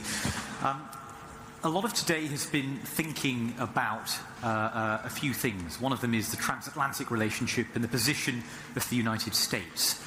The other one is about the future of the alliance and where it goes. What will this discussion look like when NATO celebrates its centenary? I think it's appropriate, having discussed this incredible range of issues, space, cyber, Baltic, Black Sea, all sorts of fascinating issues, that we come back to some of these basics. And so we are rounding off on a very, very important note, a perspective from the future of the alliance. To give us a sense of where we go and to root that discussion, we have Ambassador Nick Burns, who of course was US Ambassador to NATO, a senior US diplomat, and is now at Harvard University. Ambassador Burns will pave the way for our final speaker, who is one of the most impressive 15-year-olds you will hear.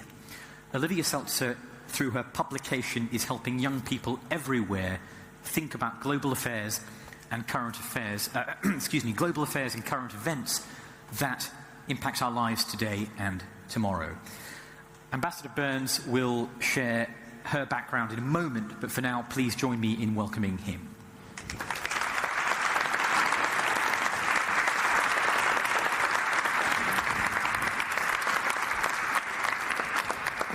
Good evening, everyone. I'm Nick Burns. It's a pleasure to be here.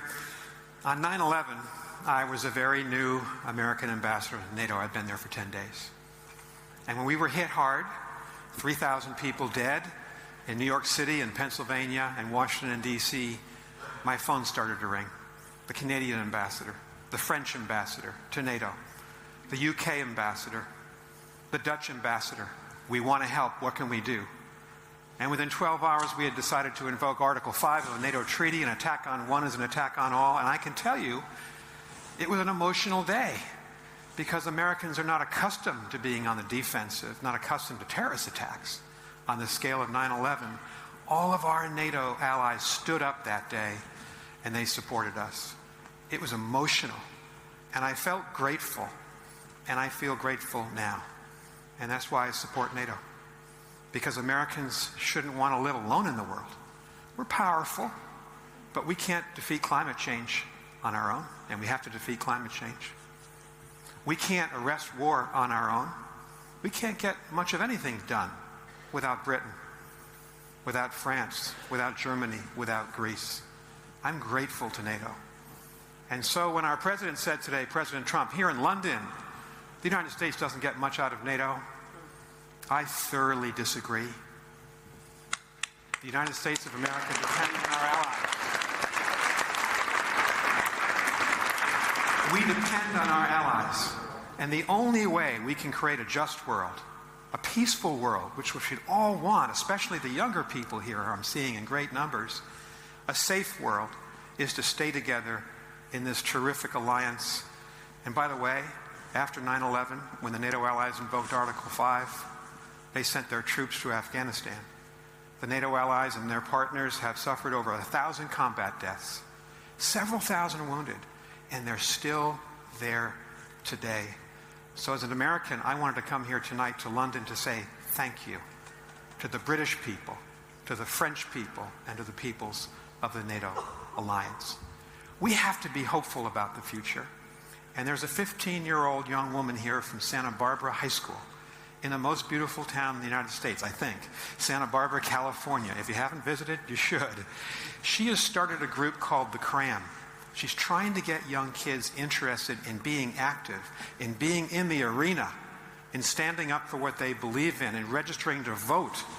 And I want to introduce you to her because she's a member of Generation Z, Gen Z, and she gives my hope that younger people can lead us forward. So please join me in welcoming Olivia Seltzer.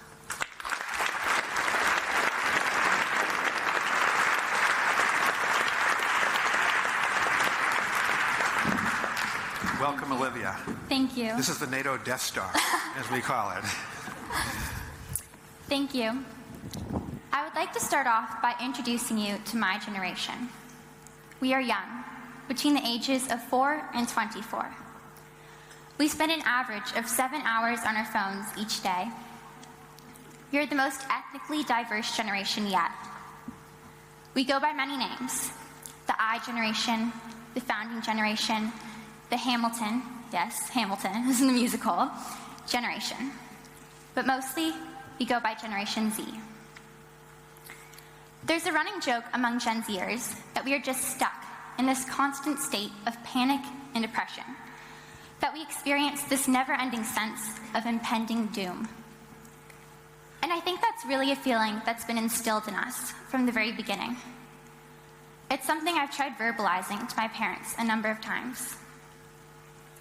We have grown up in a post-9/11 world where terror attacks are, at times, a daily occurrence, where school shootings, at least in the United States, are expected among almost every student,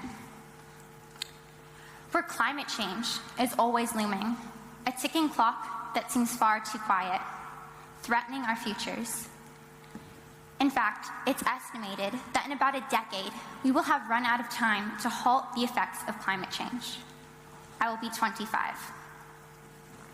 My kindergarten class at my public elementary school was twice the size of nearly every other grade. Our classrooms were bursting at the seams. We were in the middle of a recession, and few families could afford private schools. I was single digits when the first iPhone came out. Since then, there have been countless studies on the effects technology and social media have on our still developing brains. I live in a world where cyberbullying is rampant, and mental illness claims more and more victims. So I think it's very fitting that my generation is Generation Z, the last generation. But my generation's story is not only one of pain and loss and suffering. My generation's story is one of hope. Because despite all this, despite the million different things so terribly wrong with our world, things that only seem to be getting so much worse, studies show my generation continues to be more optimistic than any other. Yes, really. Now let me tell you my story. My great-grandparents were Jews living in the Soviet Union under Joseph Stalin. In the early 1900s, they were forced to flee due to the pogroms, or mass killings of Jews. As refugees, they searched for a new home.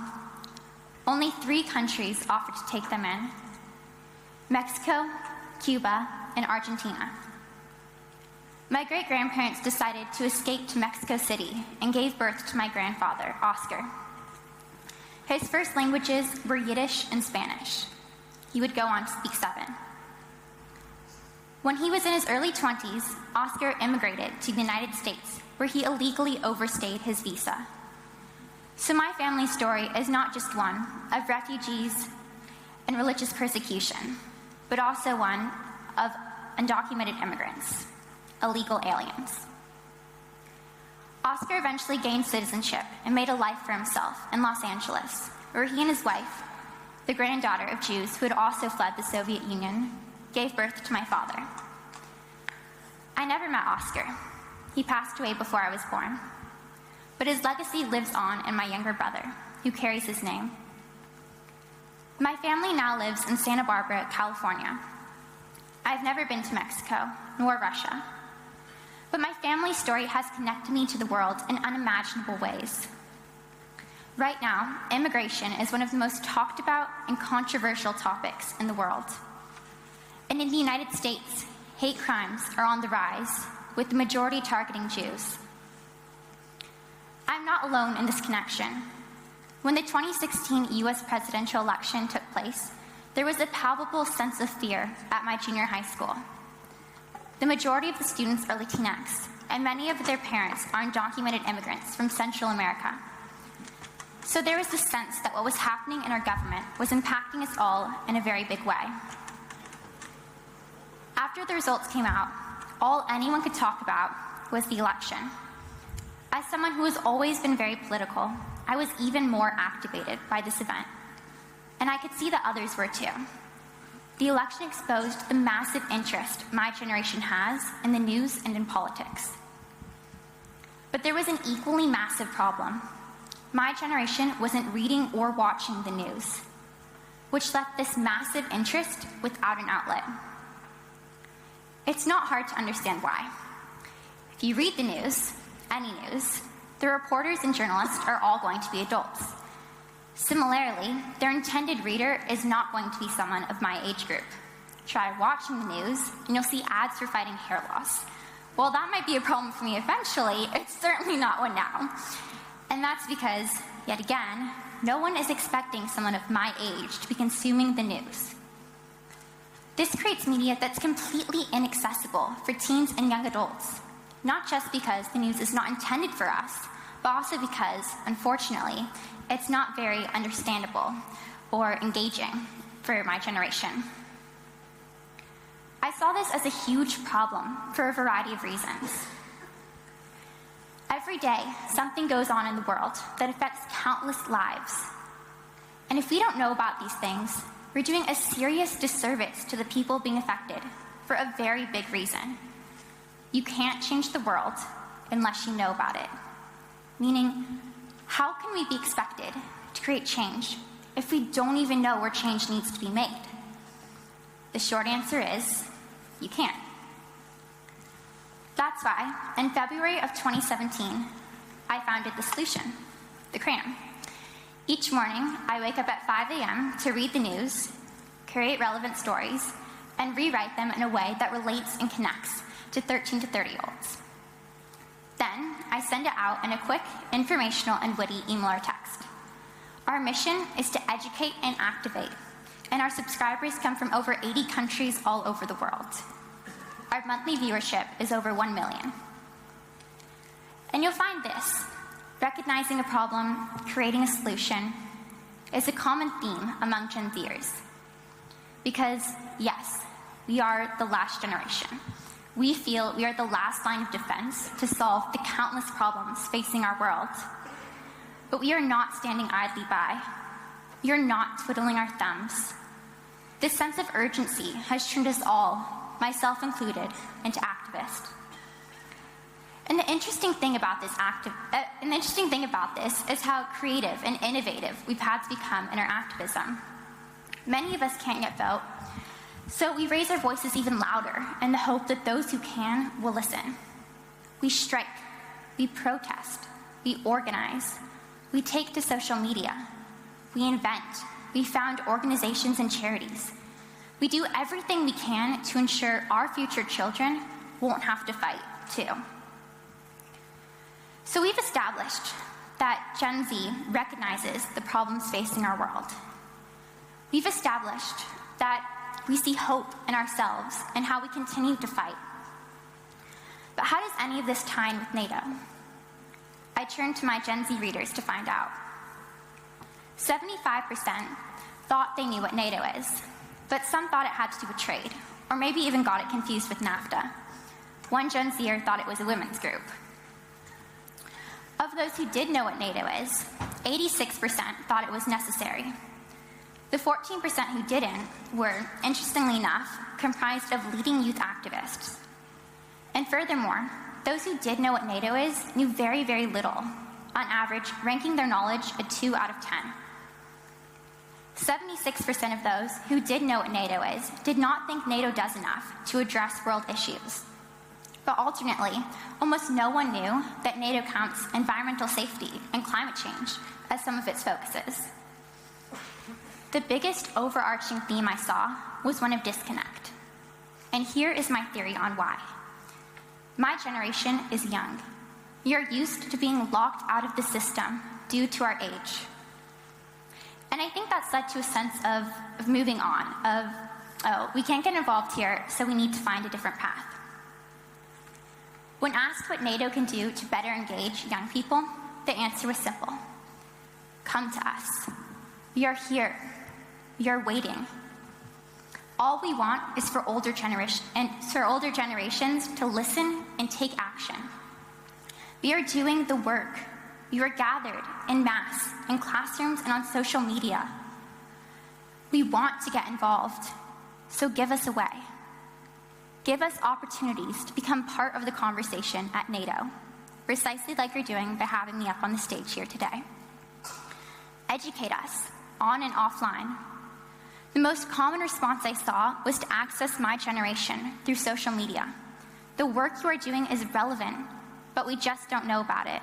Or, moreover, as with traditional media, we feel it isn't accessible or intended for us. And if you want to know how to respond to these issues we so deeply care about, such as climate change and gun control, you have immense power. You are the policymakers, the world leaders. As much as we protest and organize and create, at the end of the day, our fate is in your hands. We only hope you care as much as we do. Thank you.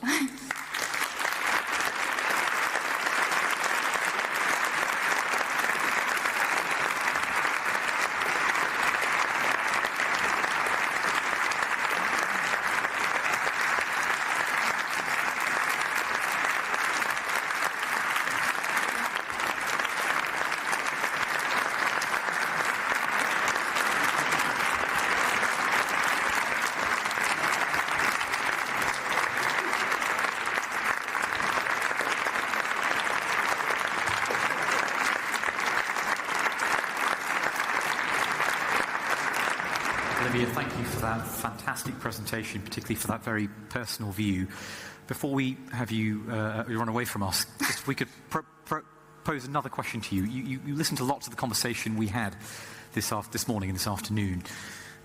Did you feel anything was missing as we look ahead, we look at the next iteration of this and the next time we have these discussions? What struck you as absent, or what struck you as missing in our talks? I thought it was really great that so many of the speakers we heard actually did talk about young people and actually included young people in what they were speaking about. But I think the one thing that I felt was missing was that they were saying that they wanted young people to get involved, which is great. Of course, I want young people to get involved. But from my perspective, we already are involved. We already, as I mentioned in my speech, we already are doing the work.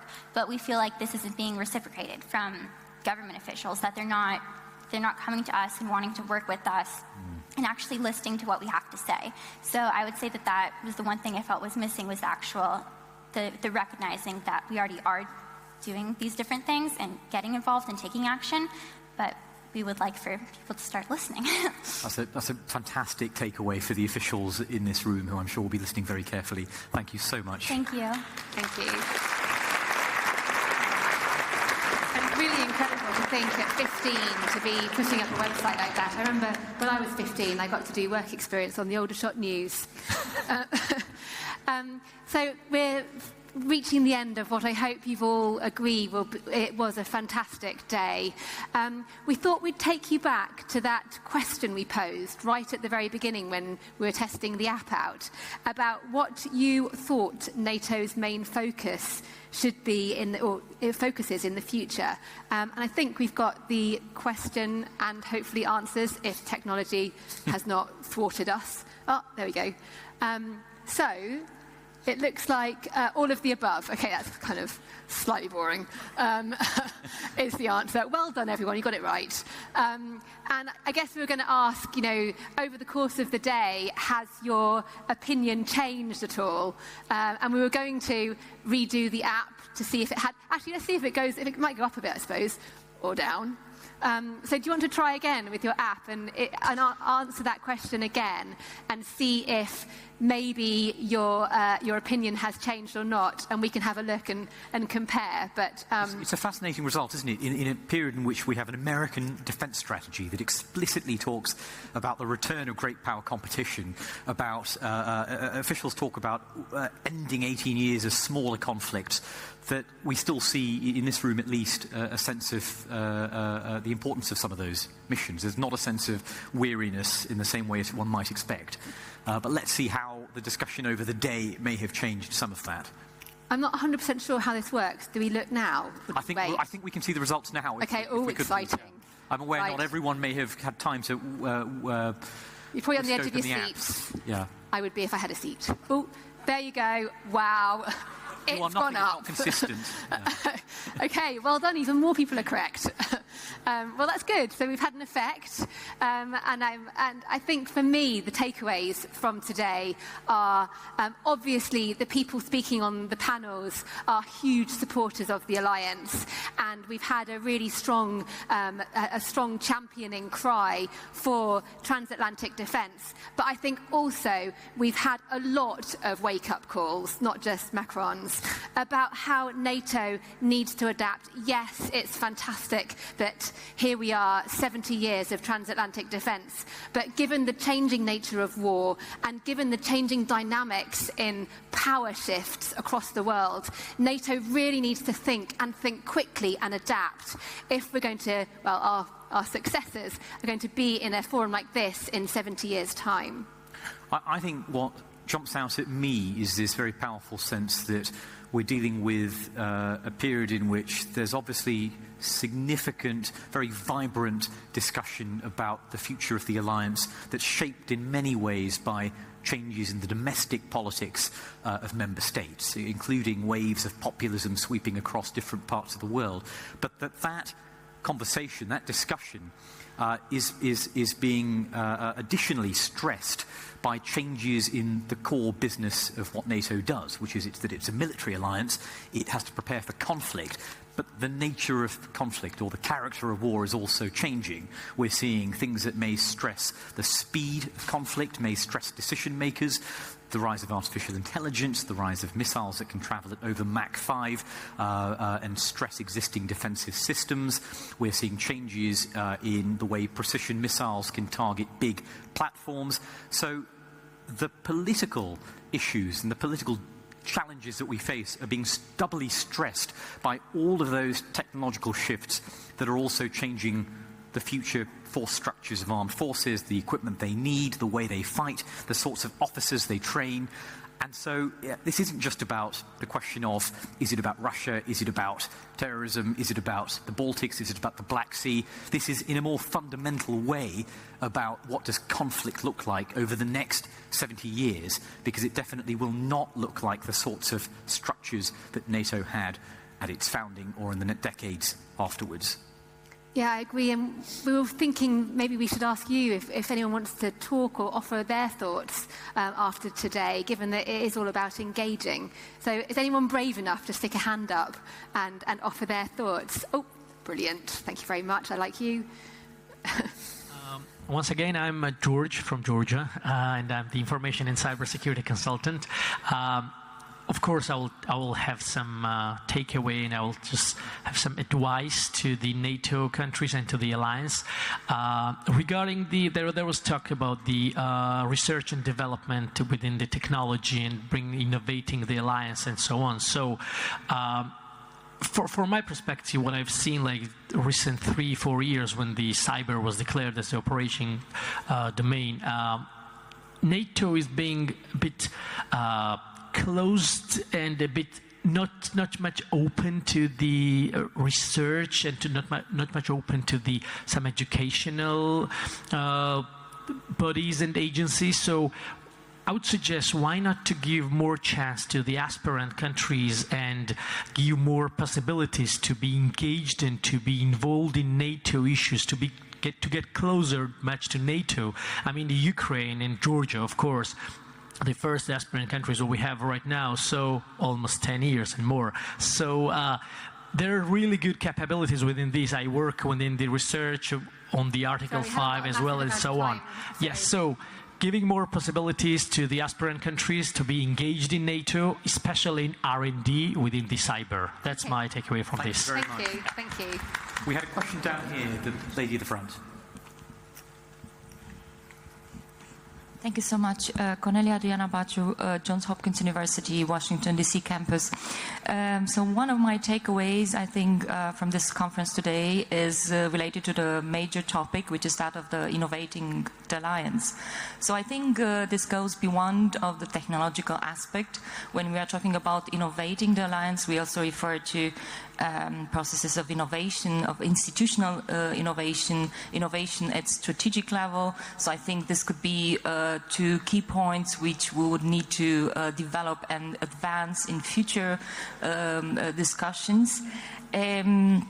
A second thing which I would like to mention is when we talk about the future of NATO, my research is on evolutionary stable strategies. So I deal a lot with theories. One possibility to conceptualize the future of NATO would be to apply the alliance theory. The alliance theory predicts that the alliance strength will depend on three major factors: common threats, mutual utility, and mutual reliability. So I think this could be a possible starting point to aim to conceptualize future challenges and visions. Thank you. Thank you very much. And we've got the lady here. Thank you very much. Helena Melikishvili, political scientist. So I think I was very much inspired by Olivier's presentation, and I would add to George's point, I think it's about new ideas, letting in new ideas and new members as well. And because NATO was a product of new perceptions 70 years ago, I think it's time to let these new ideas in and allow new people to bring their own vision. Thank you. We have a question over here. If you could wait for the microphone, we'll just get you one. Yeah, mine would be short too. I'm Sayın Yılmaz from Young Atlantic Treaty Association, Turkey. What I get from this conference is that I think the partner countries and member countries of NATO is pretty much aware of the problems that our alliance facing with, especially in recent years. But then there are some amazing ideas to solve problems, but we need executive solutions in order to make us united even stronger than before, because we have even more different voices within the alliance than we used to have. So yeah, when I turn back, I will definitely try my best to have solutions and create policy papers about those people. But yeah, thank you so much for this lovely event. Thank you. And thank you ever so much to the audience for being such fantastic participants. Oh, sorry, one more. Yeah, sure, go on. I'm Catherine Langley-Hope from Canada. I'm the Vice Chair of the NATO Association of Canada. I think what all of us need to do is support our Atlantic councils and our associations, and when we do that, we'll reach out to everyone. We need that support for education and funding, and therefore to reach out to young people and include them. Thank you very much. So our last job is to say thank you. Thank you to you for all coming here and being engaged. Thank you to the organisers who put this fantastic event on, including, of course, NATO. Thank you as well to the speakers and the panelists and the moderators and everyone behind the scenes who's made this event possible. And finally, please join us for a very well-deserved drink and follow-on chat downstairs. Thank you.